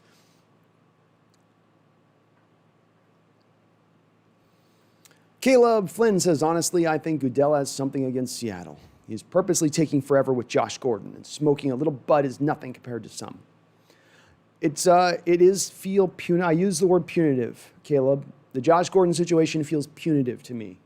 It feels like, I don't know if it's that they had a couple of personal conversations at one point or another, and Goodell felt betrayed because Gordon swore up and down, but we know what happened. He had a relapse because his brother died. I'm not trying to excuse somebody's behavior or addiction or whatever, but if there's a point where you might have a little bit of sympathy in your heart, even for a repeat offender, this would be seemingly the situation. It makes your product better on the football field. Games are more exciting with a guy like Josh Gordon and the type of catch he makes against the Panthers last year for like 65 yards down the field, laying out fully for a Russell Wilson bomb. Your football games are funner to watch when that guy's out there. So I don't know why you've got as good an explanation of anybody on this, Caleb, because I don't have a good explanation for why they've held out this long, aside from they just decided this is going to be a year suspension. It's not up for debate. It's not up for appeal. It's going to be a year, and then that's it. And if that's the case, we're going to have to wait till somewhere in the nature of what, week 8, week 9, somewhere in that lane. We'll see. Team 12s, people here likes. We got a lot of people in here and only 20 likes. Well, yes, do. Thank you for mentioning that, Team 12s. If you are in here and you're liking the pod, the live stream show, please hit that like button. It does help the channel grow and gets us on the algorithm for people who are searching right now for cool live stream shows. They're looking right now. They're trying to find something good. Bring them on here. Let's talk to them. Caleb says, or how Reed got suspended for like 6 games last year, 2 years later, and the charges were dropped. But Tyreek didn't get anything for breaking his kid's arm and whatnot. It does seem like a bit of a double standard there, Caleb. The Tyreek Hill situation was a very odd one as far as how the NFL let that one sort of go. I thought for sure that was one where he was going to get dinged, and they just sort of whitewashed their hands of that one. They really did. Carl says, let's go Niners, gross. Well, I know, man. But, I feel good about this. We got the Rams knocked out. We got the 2-game lead on the division. We're coming through the bye week. We'll come out of this with relatively good health. It's as good as you can ask for in our situation right now. It's as good as you can ask for to be in this kind of situation where we're at. Football is such a game. So much of the game, we go into the talent, and we look at the paper, and we look at the matchups, and it all becomes this, and we think we get into this guy can outplay this guy, but it sometimes becomes the last man standing. It sometimes becomes who can keep their players healthy enough, who can make a plan on a team to have your team playing at its best at the end of the year and its healthiest at the end of the year. And we're on track to be that right now. With the reinforcements you have coming, knowing that back 6 games I was talking about, the schedule, Giants, Jets, Washington football team. Do I have to go through all these at the end? Because they're not good teams we got to play at the end. We can stomp on those teams with some ease, especially if we're talking about playing teams at that point who've gone all out on this season, just playing young players to try to get their feet wet for next year. You are in this pole position now. As strong a position as we've been in our franchise's history, frankly. I don't care how bad the defense is, just from where you stand and where you sit, and tonight knowing the Niners now are able to beat the Rams, and certainly still gives the Rams a chance here, still puts them now back into dancing here on the situation. But I still think the Niners chickens will come home roost as far as the the Super Bowl hangover goes, and as far as some of their injury situations, that's not going away. They're not getting Joey Bosa back. D Ford's out. Solomon Thomas is out. Kinlaw is not exactly giving him the upper level 3-tech defensive tackle play that we thought when he was first drafted. Sherman's out. Their secondary is suspect. So I'm still will say that the Rams are our greatest threat at this point, but now we got that little bit more room for error. Just a little bit.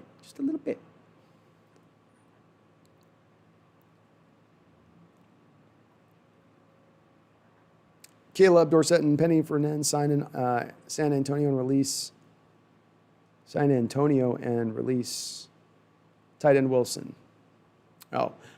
Caleb, I don't know if you're going to get anything for Tony Dorsett at this point as far as trade value goes for him. Nobody was really out there trying to really sign him too strongly this offseason, and he's got a foot injury that may end up landing him on the IR permanently here. We'll see how that goes.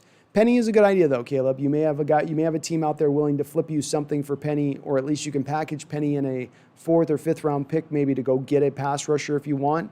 He is one of those assets that you have that there is some trade market value for him out there. Last year at the trade deadline, there were some teams out there that were sort of, sniffing around Penny trying to get him, specifically like the Detroit Lions, who tried a couple times to get him.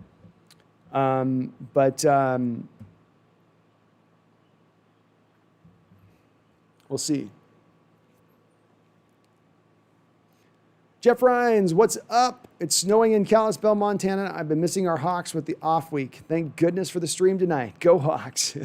Oh, man, snow already in Kalispell. You guys get already such long winters there. It's brutal. And to think it starts now on the 18th of October. They're in for like 6-7 months.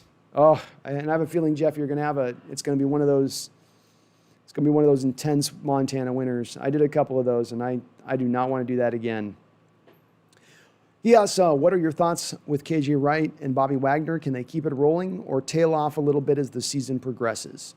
I think they can keep it rolling. I certainly think Bobby Wagner is playing solid, better than last year, not quite up to where he was at the Defensive Player of the Year candidate 2 years ago.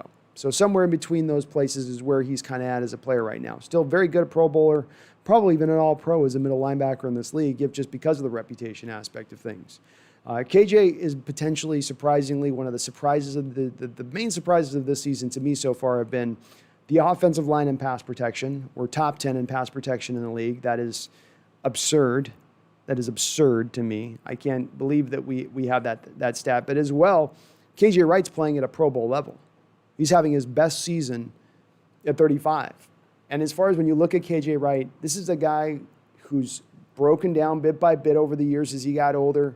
The knee injury, he did the old go to the Netherlands and get the injection of the Regenikine into his knee, which is hopefully to try to regenerate the cartilage in there because you're getting to a point of bone on bone.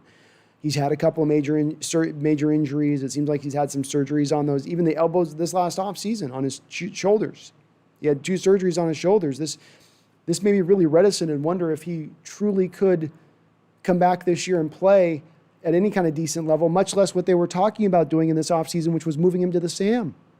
Having him over there and backing up Bruce Irvin at the SAM if stuff went bad, because then they could get Cody Barton over onto theoretically his strongest position being the will. And I was really like, I don't know if that's going to go down. I don't know if I buy that one. Because specifically, if the guy's got shoulder surgeries, how can he lift and work out? And that Sam linebacker so often has to set the edge first and foremost there because he's right off the tight end, right on top of the ball. But KJ has flourished in this role. He is just taken off with it. And I think even they were saying in the telecast that he didn't like being there. He wanted to really go back to the will. But it has been an absolute great fit specifically for how he can use his length. A lot of times those tight ends will go sometimes up the seam, which then it tends to become more of the middle linebacker responsibility or the will linebacker responsibility.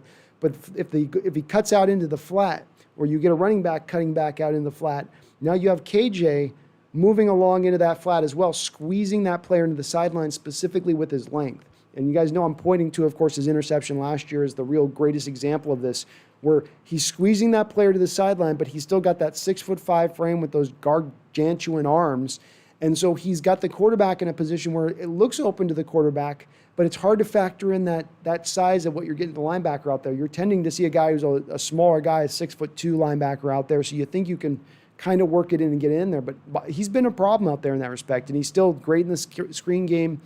It's astonishing to watch KJ work this year. It's so awesome to see, and he may still have a little bit more in the tank. We still may need to get another year of this guy after this year, but just having him play at the level where he's playing, yeah, I think he can continue it, especially if they can keep him over at the Sam. I know that with Cody, it's been a bit of an adventure over at the Will, but the impact that I think that KJ can have versus at the Sam versus putting Cody over at the Sam, where I think he's going to struggle just as much over there at the Sam versus KJ playing all right at the Will. There's still some times when he's put at Will and he gets matched up going down the field where he's going to get beat a little bit on those deeper routes, where I think he gets protected at the Sam spot a little bit from that stuff. That was a deep answer on that one. Fiji Mark says, thoughts, and what's up, Fiji? Welcome to the chat. Thoughts on our chances to be able to trade for Kerrigan. Would they be willing to trade? I think the Redskins would be open to trading. I think one of the issues that some people are mentioning here in the chat, and that's been something I've noticed as well, is what is Kerrigan's impact at this point? You're thinking you're getting an upgrade off of a pass rusher versus what you have on the roster right now. But is Ryan Kerrigan better than Rasheem Green if Rasheem Green comes back? I think if we're going to make a trade, knowing that our draft assets are so reduced going into not just this draft, but into the next draft, with the first round pick next year also gone off the books, you've got to be very, very careful with making those kind of trades to know that you're getting the right kind of value back, a guy that's going to get you production on the football field without any kind of question marks. Right now, for me, Ryan Kerrigan's got just a couple of question marks to his game at this point, and specifically, it looks a little bit like it's time to maybe take the fork, stick him in it, the steak's done, it's a little bit overcooked maybe. Can't say I'm for sure there yet, and maybe I'm open still to thinking he can be in a better place and position, but he's not shown out this year so far. Debo says, with KJ having a good year this year, do we keep him one more year or no? I would probably say there's a good possibility of it. Of course, I don't know how willing they're going to want to be paying him a 1 year. If he's going to want a 1 year, $6-7 million deal going into next year, do you really want to be paying at that point $27-28 million to your linebacking core? Because you got Jordan Brooks on a first round contract, you got Bobby Reed on Wagner on I think an $18 million deal. It's going to start getting a little bit expensive in your linebacking core, especially if you'd like to be trying to put some more assets and value onto that defensive line to get the talent up on that particular area of things. So it's a possibility, but I think at this point he's going to have to look at maybe being open to a bit of a discount if he's going to go that route. I don't know if he's going to be open to that. We'll see with that. TLG Kevin, what is up? We keep him forever, bro. I think so, Kevin. That sounds good to me with KJ. Chris says, does potentially signing AB scare you a bit like it does me? We know how clubhouse culture can be with him. I'd hate to see him disrupt anything for us. Understood? Agreed? Get where you're coming from. But let me dig on this for me for a second, Chris. In the places that Antonio's caused himself problems, he's had what we call leverage. And leverage is everything in a situation. He's with the Steelers on a big contract. He's got leverage. They got to deal with his stuff because they can't take that cap hit. They can't take that dead money if they got to release him suddenly. And we see the Raiders put into a similar situation because they give him a new deal. And then can we cut him for being a malcontent? And because he obviously wants to leave and doesn't want to be here. Okay, it's leverage. We got to deal with some of his stuff. Okay, you burned your feet. Okay, you're not really practicing. Okay, you're kind of into this whole instant so now he comes to us. What's he going to get? 1 year, $2 million deal for the rest of the season, tops. What's the market out there for him? Not very high. So when you talk about giving him that deal, you're not giving him any bonus money on that deal. Or if you're giving him any bonus money, it's reduced. It's minimal, $100,000 maybe. So you bring him in, and he comes in, and he's phenomenal, and he shows out, and he's a good soldier, and he toes the line, and he understands this is my last opportunity. If I mess up here, if I mess up in this clubhouse, in this locker room, I am probably out of this league. Or I got to go play in Buffalo or Washington the rest of my career, or Cincinnati. Or if I toe the line for the back end of the season for a mere 8 games, I can go get a second contract, go to another team, and go back into my Big Daddy chest mode or whatever the hell his stupid nickname was. That's the first possibility, Chris, right? That's the best case scenario. Okay, let's go to the worst case scenario that has your trepidation in play, which I get and understand. He comes in, a couple weeks in, I ain't getting enough targets. Russ, what's up? Why aren't I starting? I'm better than Lockett. I smoke Lockett. Why the hell I ain't getting played? What's going on? You cut him. You cut him. You're then at that point, in my given scenario of the 1 year, $2 million deal, on the hook at that point for somewhere in the nature of, with a $100,000 bonus, $400,000 for a couple games. Is that a worthwhile risk from my standpoint? Am I okay with the downside of that risk for the upside of the potential it gives me? Yeah, I am. I'm okay with that. So that's what removes my trepidation, Chris. If I was giving him money, if I'm giving him a multi-year deal, if I'm making some promise over a multiple year period to Antonio, yeah, I got a lot of worries. I don't know how long that's going to work. Can I keep him together for 8 games? I think I can. And I think knowing the fact that Russ and him have trained in the offseason and Gino's trained in the offseason and him knowing what's at play here, the stakes that are at play, hard to see him burning this bridge at this point. Maybe he's just that crazy. But if he is, it doesn't really cost you that much, does it? Florida Boy says, is Darrell Taylor ever going to play this season? It's a good question, Florida Boy, and it's one of the great questions from this past draft is I would ask this front office if I could pull them aside and ask them in the middle of the night, in the darkness, where they don't have any public relations media around them, who messed up on the medical evaluations of Darrell Taylor? Because somewhere at some point, obviously, the front office had determined by their medicals and their staff and their doctors had told them, okay, sure, he's got a rod that he's getting taken out of his leg this offseason, but we fully expect him to be ready for the year. Which doctor was that on our training staff that said that? Because he's missed by a pretty wide range at this point. And this is the guy that you not only spent a second round pick for, you traded up out of the third, you gave up one of your third round picks to trade up in the second round for him. It's again one of those things I go back to, this thing where I say, what was really the front office's plan as far as the pass rush goes this year? They weren't going to come within $6 million of Jadeveon Clowney's last offer. They weren't interested in Everson Griffin. They didn't want anything to do with Yannick Ngakoue.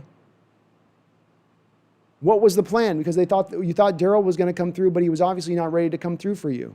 And I have a hard time believing Florida Boy at this point.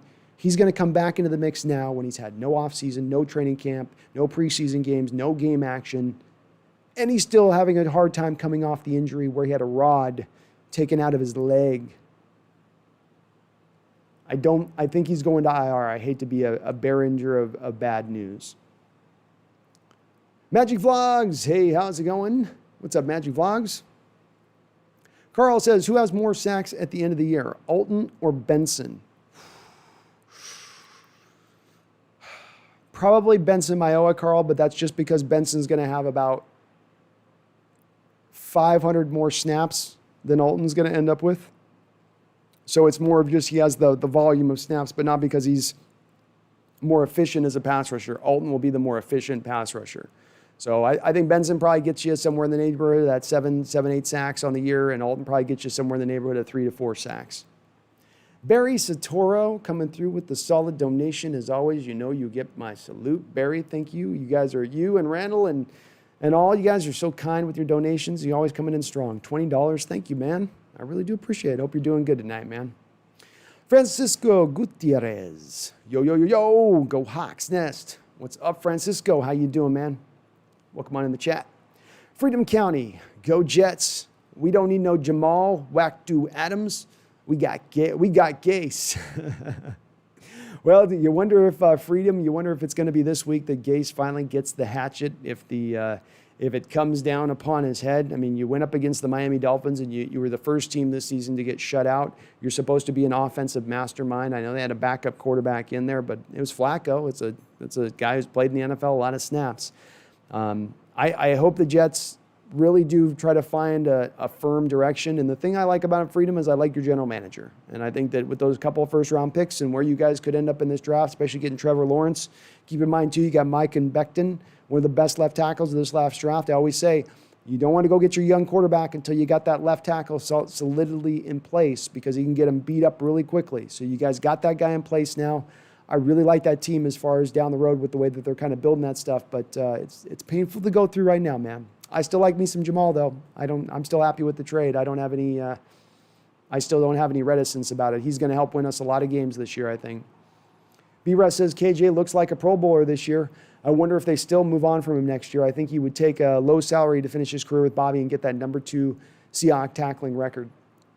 If he would be willing to take some kind of discount, I might even be willing to go into the $4 million range with him if he's going to push up to where he is this year. So this year, even at a Pro Bowl level, you're paying $6.9 million on the cap to him. Again, factoring in with Bobby at 18, you're 25 plus a couple of linebackers you still have. You're remembering you're on a $200 million cap now. You're pushing up almost into $30 million for your linebacking core. It's a lot of money to spend for guys that don't really get sacks. They're valuable, they're good players, but it's just the load balancing of the cap itself that I sometimes have some issues with when you're paying this much to your linebackers. But with that said, he plays like this year. He shows out like he's showing out this year so far. He did hurt my heart a little bit when he took out Heath Blair's knee. But with that said, the guy's playing out of his mind, and it's got me completely shocked. Freedom County, you think Russell is overrated? Well, maybe so, Freedom, but I'd hope you'd at least back something like that up. You wouldn't just say that with an exclamation point. You'd actually provide some sort of relevant statistics or some argument. Freedom County, shut up, Gase, all-world play calling and quarterback guru. Oh, you're a Gase fan then, man. Hey, you're there till the end. There till the end, as they say. I got to give you props, man. There's one thing they can say about you, Freedom County. You're a loyal fan.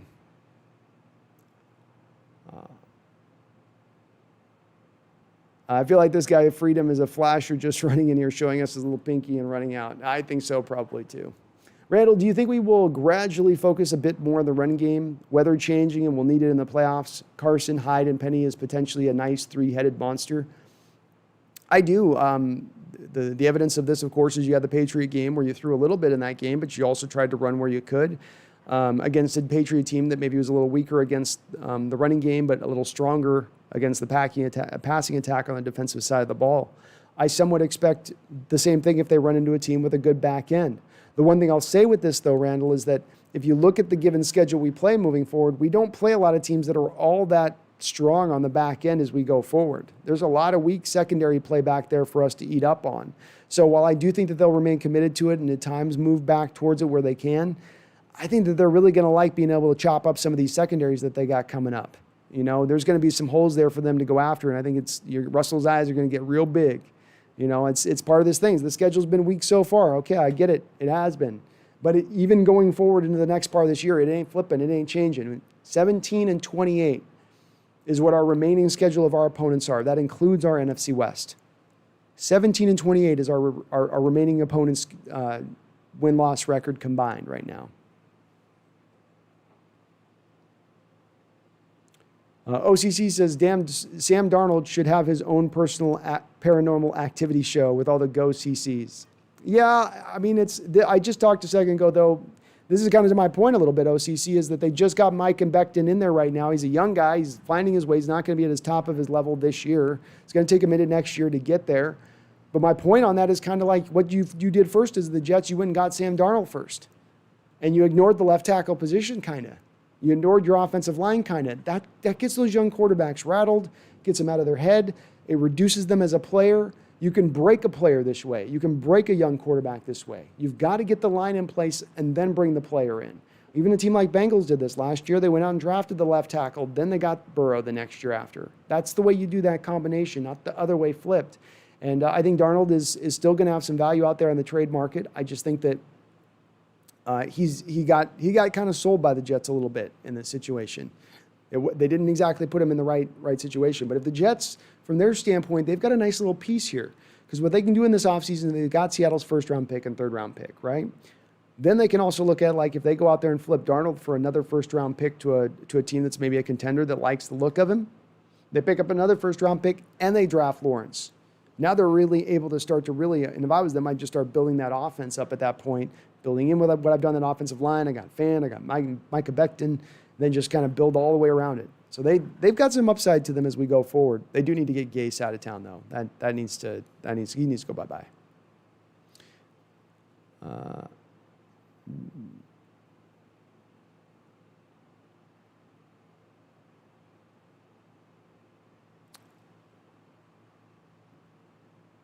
Y2KH, how you doing? No worries, man. Better late than never. Appreciate you jumping on in. Y2K, I was thinking if we could convert some of those pressures into sacks, we could really go a long way. I feel like our pressure to sack rate is bad. Well, part of this is that you've been one of the top blitzing teams in the NFL. When you're a top blitzing team in the NFL, you would also expect to create a lot of pressures. The downside of being this, and the reason why you really can't lean back on the pressure, it's more the pressure rate rather than the total pressures, Y2K. That's the difference, I would say. What's the pressure rate versus the total pressures? If a quarterback's got 50 times a game he's throwing because he's converting so many first downs and he's moving the ball so well, you getting a high amount of pressures isn't exactly a great stat necessarily because there's been so many opportunities for you to gain those pressures. But if you gain a lot of pressures on a limited amount of snaps, a high pressure rate, that's where it becomes impressive. The problem when you measure as just the base pressure stat in this case is that when you're blitzing and you lose and you don't get home, even if you generate pressure, very often than not, there's an open man running free. A lot of yards that are then gained on the back end. So the price to be paid versus losing those, not getting those sacks in those moments is high and hard to measure in that total pressure stat. So it's a decent stat, but it's one that needs to be taken in conjunction with other metrics like pass rush win rate, or, you take it even with sacks, quarterback hits, some of these other things. But again, the efficiency of it is really at the end of the day. That's why the pass rush win rate to me becomes one of the best stats because it's really one of those pass rush metrics that really gives you a good idea of how good a guy is.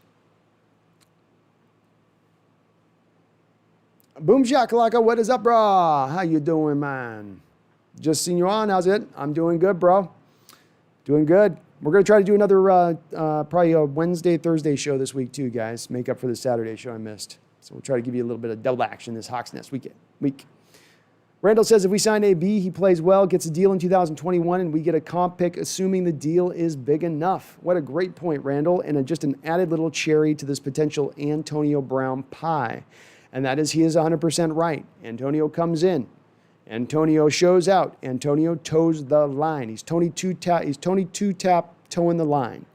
And he toes that line and he plays the good soldier through the year because he knows if I do this, I get my one last big contract in the NFL.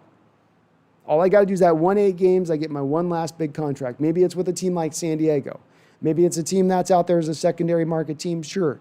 But it still gets that last contract that I think he desperately wants and needs. And as Randall McDaniel is talking about here, he goes out and gets, let's say he goes out and does a 3-year, $24 million deal or something in that range. Well, that could be picking you up a 4th, 5th, 6th round pick in return in, as far as the compensation goes. It's absolutely a solid point, Randall. OCC, the only reason Darnold didn't play is because he was filming his show. You guys are killing Darnold, just killing him. I get it, though. You guys are going after County because he's being trolly. Y2K, I didn't even think about the comp pick. Yeah, that's my big, I hadn't even thought of it either, Y2K, but for me, that seals the deal for me on it because I think he can maintain for 8 games. I think a guy, when he's on his last chance for half a season, crazy as he may be, out of his mind as he may be, CTE inundated as he may be, I still have this feeling like he can somehow, some way at least hold on for 8 games, especially if he's on a Super Bowl winning team, if he's out there playing for the ultimate prize. The opening topics today, Y2K, we just was mainly talking, I think I went a little bit after the fact that people wonder about us maintaining this pace, and the big scuttlebutt this week seems to be from some folks in Seahawks land. Well, we as a team really haven't played anybody yet, so how good are we really?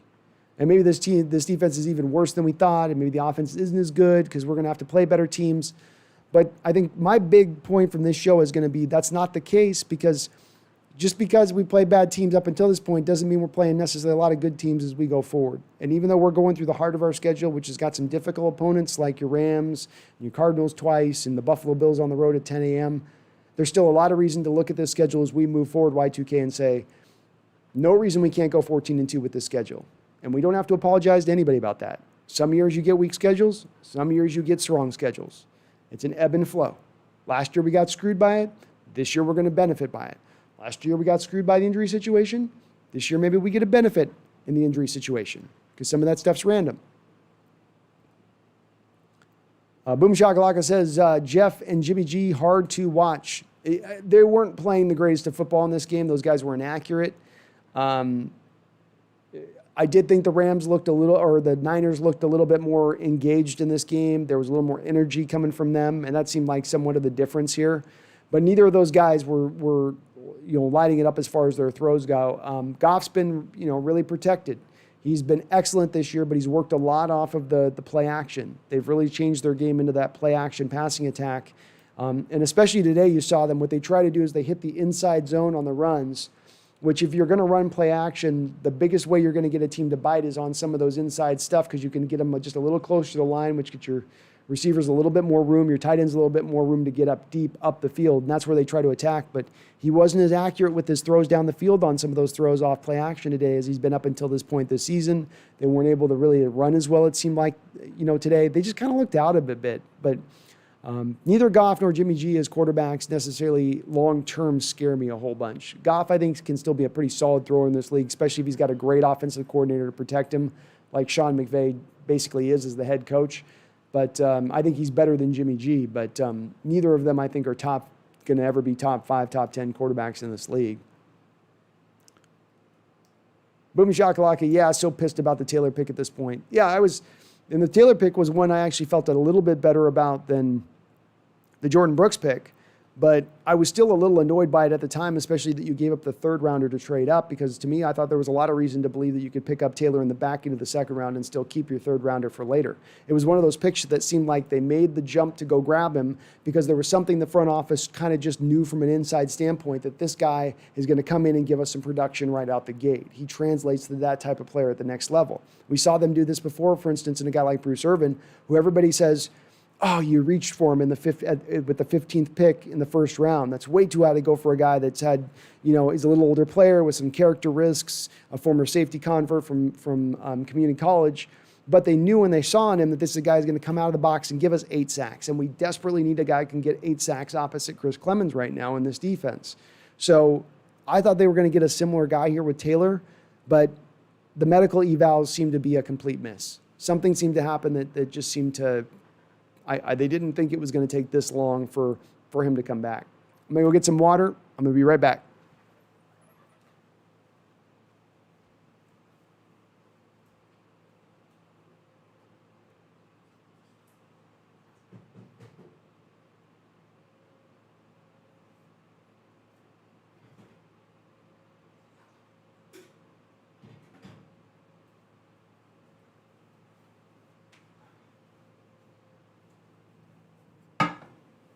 All right.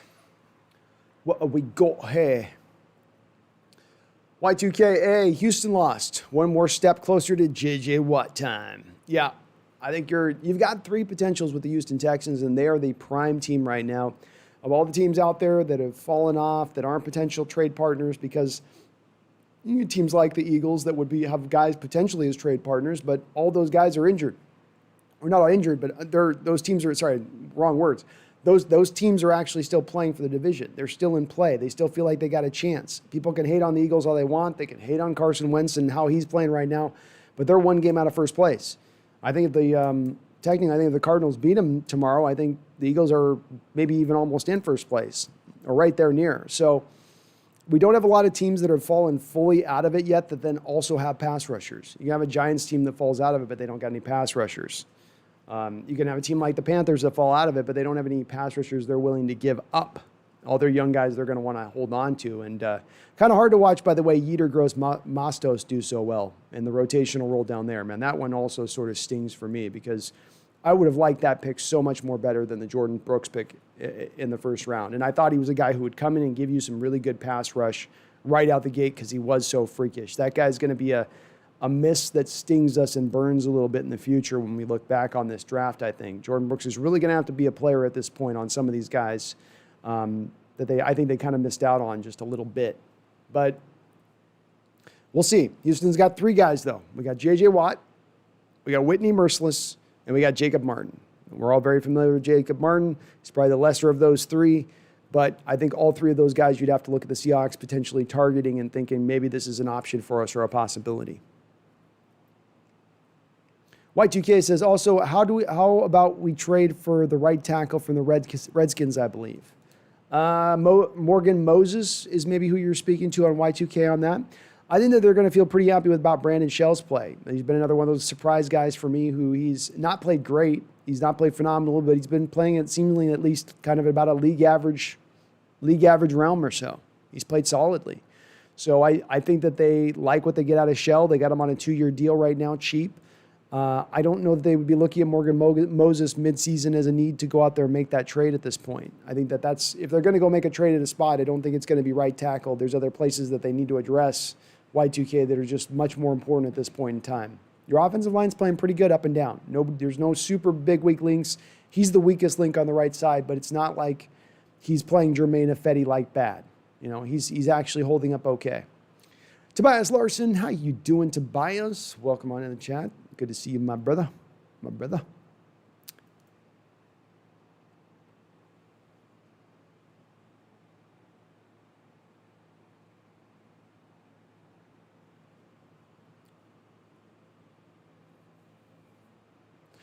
Carl says, what's worse, sending 4 and not getting a sack or sending 5 and not getting a sack? Well, I think you're probably referencing a bit of, this has been Chris Sims' point, who I know people are back and forth on Chris Sims. I like him a lot, and I like some of his evaluations as far as Seattle because he'll talk about the schematic problems that are at play. And one of Chris Sims' biggest problems with the Seattle scheme has been that he sees these dumb 5-man blitzes that will run that don't generate pressure, where you're essentially running 5 guys up against 5 blockers on the opposition's offensive line, right? You got your left tackle, your left guard, your center, your right guard, your right tackle. So you've got your front 4, then you send the additional one. Essentially, instead of them double teaming a defensive lineman, they're all singled up now. I think the theory behind it is you get everybody singled up in that moment, and so somebody wins because at least somebody singled up is going to win that fight. I just think what's happening with the way the tape's played out for that, Carl, and from Chris Sims' standpoint, is that nobody's winning on that pass rush. So if nobody's winning on that pass rush, it becomes like, okay, now you're emptily sending that extra guy. Now, is it better not to send him and having drop back and coverage? Sure, that would be the ideal. But when you're not able to generate the pass rush with the front 4 guys, because now remember, you don't send that 5th guy, that means one of the defensive linemen is getting doubled. And probably Jaron Reed, who's your one effective guy. That's the guy who's going to draw the double team on that line. And so some of this comes back to that, where you're trying, I think, to get those guys in a single man point, and they're just making their piece on the back end with one last back end guy. But it's not the ideal. It's not where they'd like to be as a defense. It isn't. They're adjusting here on the fly. They're trying to cover up a poor spot here to make it work.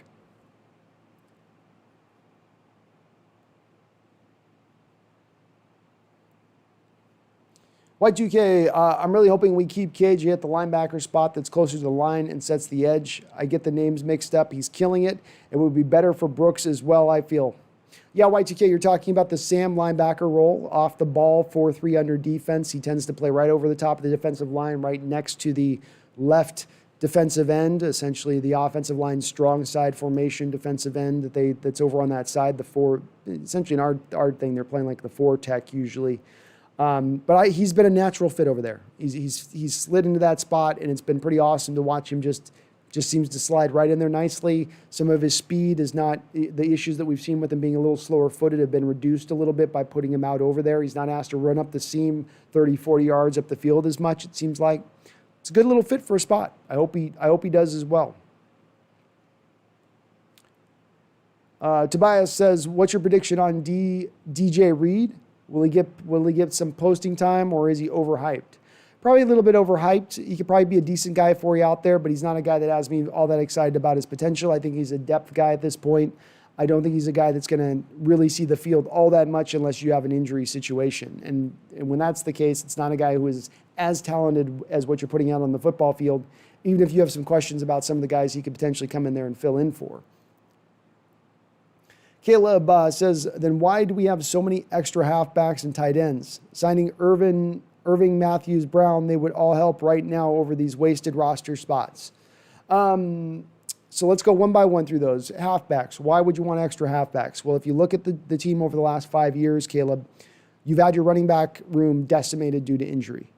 Even as you look right now, you have Rashad Penny down due to torn ACL from last year, still trying to get over that. We don't know if he's going to get back this year. You've got Carlos Hyde with a shoulder injury that's kept him out a couple weeks. You've had Chris Carson, who had his knee twisted. We almost thought his season was going to be over a couple weeks ago against Dallas. You know, you in a heartbeat could lose your backfield and be down to two guys like Travis Homer and DJ Dallas.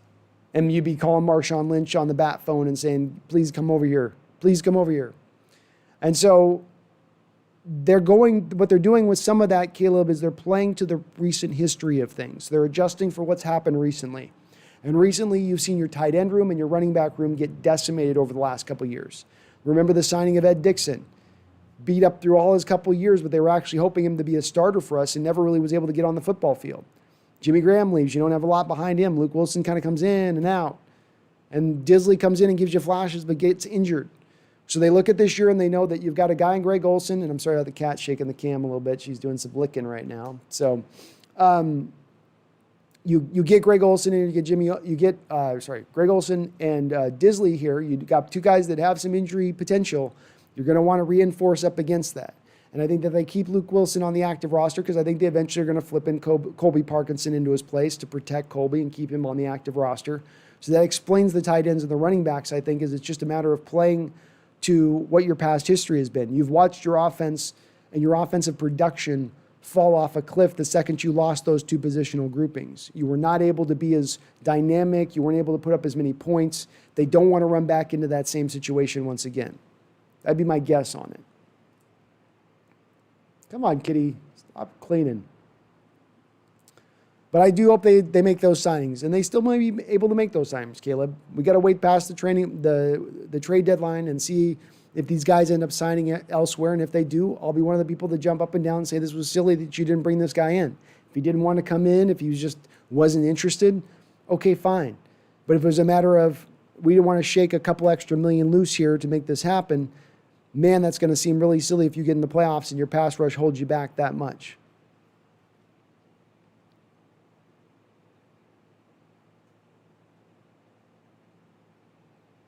Boom Shakalaka says, what do you think about that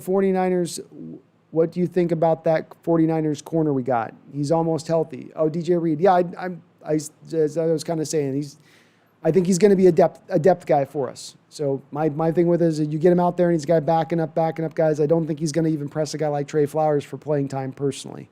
He's a guy that I think can play inside and out. He can play a little slot corner if you need some depth. But I don't think that he's going to be anything at the end of the day. Reed is a wasted spot as well. Yeah, carrying the extra wide receiver. Kitty, can you please lay down? I'm going to have to take the cat off her spot there. She's shaking stuff.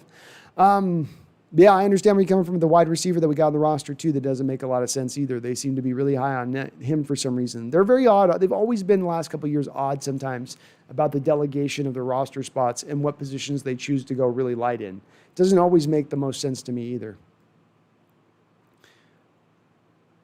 Pressure rate is more important. We have a ton of pressures, but we get not many sacks. Yeah. And the pressure rate is the place where we're a little bit light right now. That's the place where, we got a lot of pressures, but we also have quarterbacks throwing 40, 45, 50, 55 times a game. You're getting a lot of opportunities to generate those pressures. Tobias says, I got to take back the hate I had for KJ. He deserves the praise he's getting. Do we take the chance on him next year if he wants to play?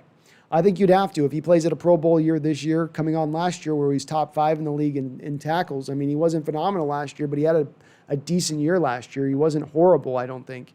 So when you combine those two factors, it's going to be probably pretty hard to say, at least to try to throw an offer out there and say, yeah, about one year, $4 million deal here, KJ. What do you think?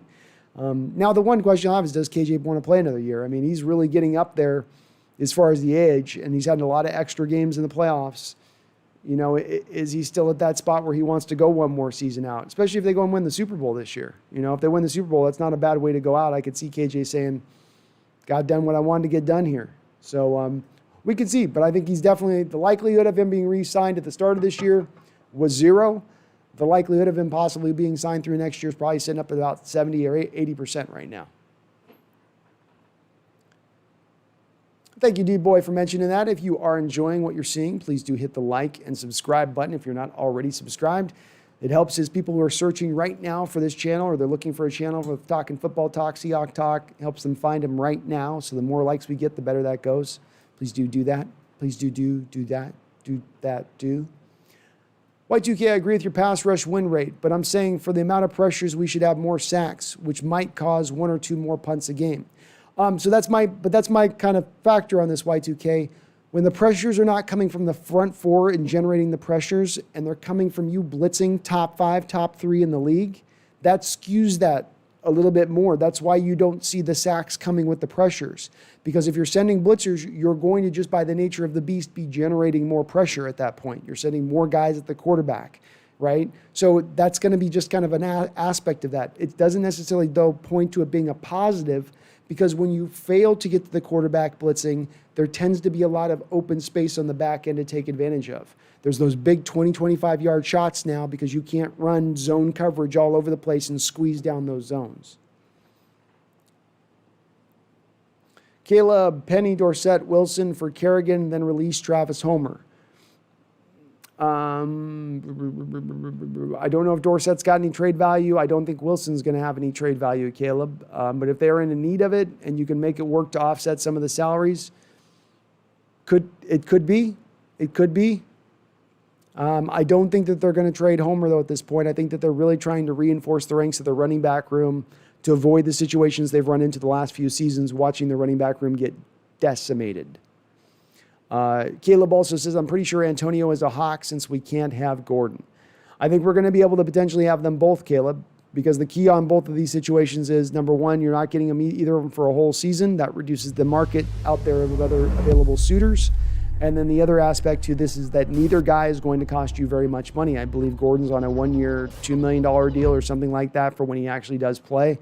So those things allow for you to get that done, I think. So I think he's going to be on board. I think Antonio and Josh Gordon will be on this roster before the end of the season at the same time. OCC says the Rays versus Dodgers in the World Series. Oh, that's awesome. Glad to hear the Dodgers in. I've got somebody I work with who loves the Dodgers, so they're going to be in a good, happy mood. Carl says, watch Derrick Henry win MVP. They just don't want Russ to have it. He could, man. I mean, Derrick busted off that 94-yarder, and he is a scary running back. He's a little bit like a bigger, badder version of Eric Dickerson in a lot of respects. Maybe not quite the long speed, but the same kind of upright running style. And then once they get into their second gear in the open field, you're just not catching them. Really impressive to watch what he's doing with the Titans. And they could still get even stronger because I think they're just bringing back in that Wilson kid from Georgia, who's a big run blocker. He's going to help reinforce them. My kitty is jumping down. Sorry, folks. He's really going to reinforce them as far as that offensive line goes because they lost Jack Conklin at the start of the year. They get to put Wilson into that lineup, even with them running as well as they're running right now. It's going to make them better. They are a threat coming out of the. They are absolutely a threat coming out of the AFC, no doubt about it. Reverse jinx, Carl. Sounds good to me, man. Sounds good to me. I think Wilson this year is going to. He's put the stats up. He's got the front running spot. It's very hard for running backs, even if they put up a phenomenal season, to outwin. I mean, unless you're going up over 2,000 yards, and I don't know if Derrick's going to be able to get there. But it's really hard to overcome the quarterback versus running backs when they're both up for an MVP, especially if the quarterback's having such an outstanding year like Russell is with the fourth quarter comebacks and the touchdowns. And I think he's even top 4 or 5 in yardage thrown right now. So hard to get to overcome that. B Uncharted, what is up, B? I always felt Pete's Super Bowl blunder was the result of the failed 4th and 2 USC versus Texas, 3rd and 1 versus the Pats this year was mind-numbing. What do you think about Pete's decision-making in short yardage? Well, I always have an issue with I mean, we can go back. It's hard to go back between college and pros because I think you coach things differently between the two points. I can't necessarily remember off the top of my head what the 4th and 2 players speaking towards with the USC versus Texas game. It's been a while on that one. But when it comes down to the Super Bowl play, I don't tear as much apart on that. I certainly think you should have gone to Marshawn Lynch, but I don't think that play alone makes Pete bad in short yardage situations or 3rd and short yardage situations. They've got some interesting moves they make at times when they have like a 3rd and 1 and they go for the bomb shot down the field. But there's a part of me Uncharted that likes that because they're being aggressive and they're taking advantage of the coverage, which we're going to run tight, short zones. So you're going to have a one-on-one with DK or Tyler deep. You like your chances in that situation. It's not the same kind of deep ball throw that other teams throw in that situation. But when it comes to short yardage, I don't think that we're necessarily horrible. I mean, we're one of the top teams right now in red zone efficiency. If you're a bad short yardage team, you wouldn't have that kind of stat working for you. So I don't know. I think there was a tough play in the Super Bowl, but I don't know if it's necessarily a hole in Coach Carroll's game. It could be. I'm open to being convinced on it, but I haven't seen anything that's jumped out at me 100% that's absolutely it is.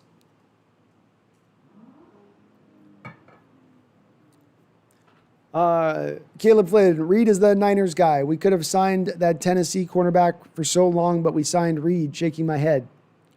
I think you're talking about Logan Ryan. I don't know if Logan Ryan would have been as good a fit for us necessarily because he's not a guy that can play the outside. He's a slot corner, and he's a guy that's going to play in safety at times, and he really wanted to be paid top of the market. I mean, he wasn't looking for a small signing. That's one of the reasons that he still kind of remained out there.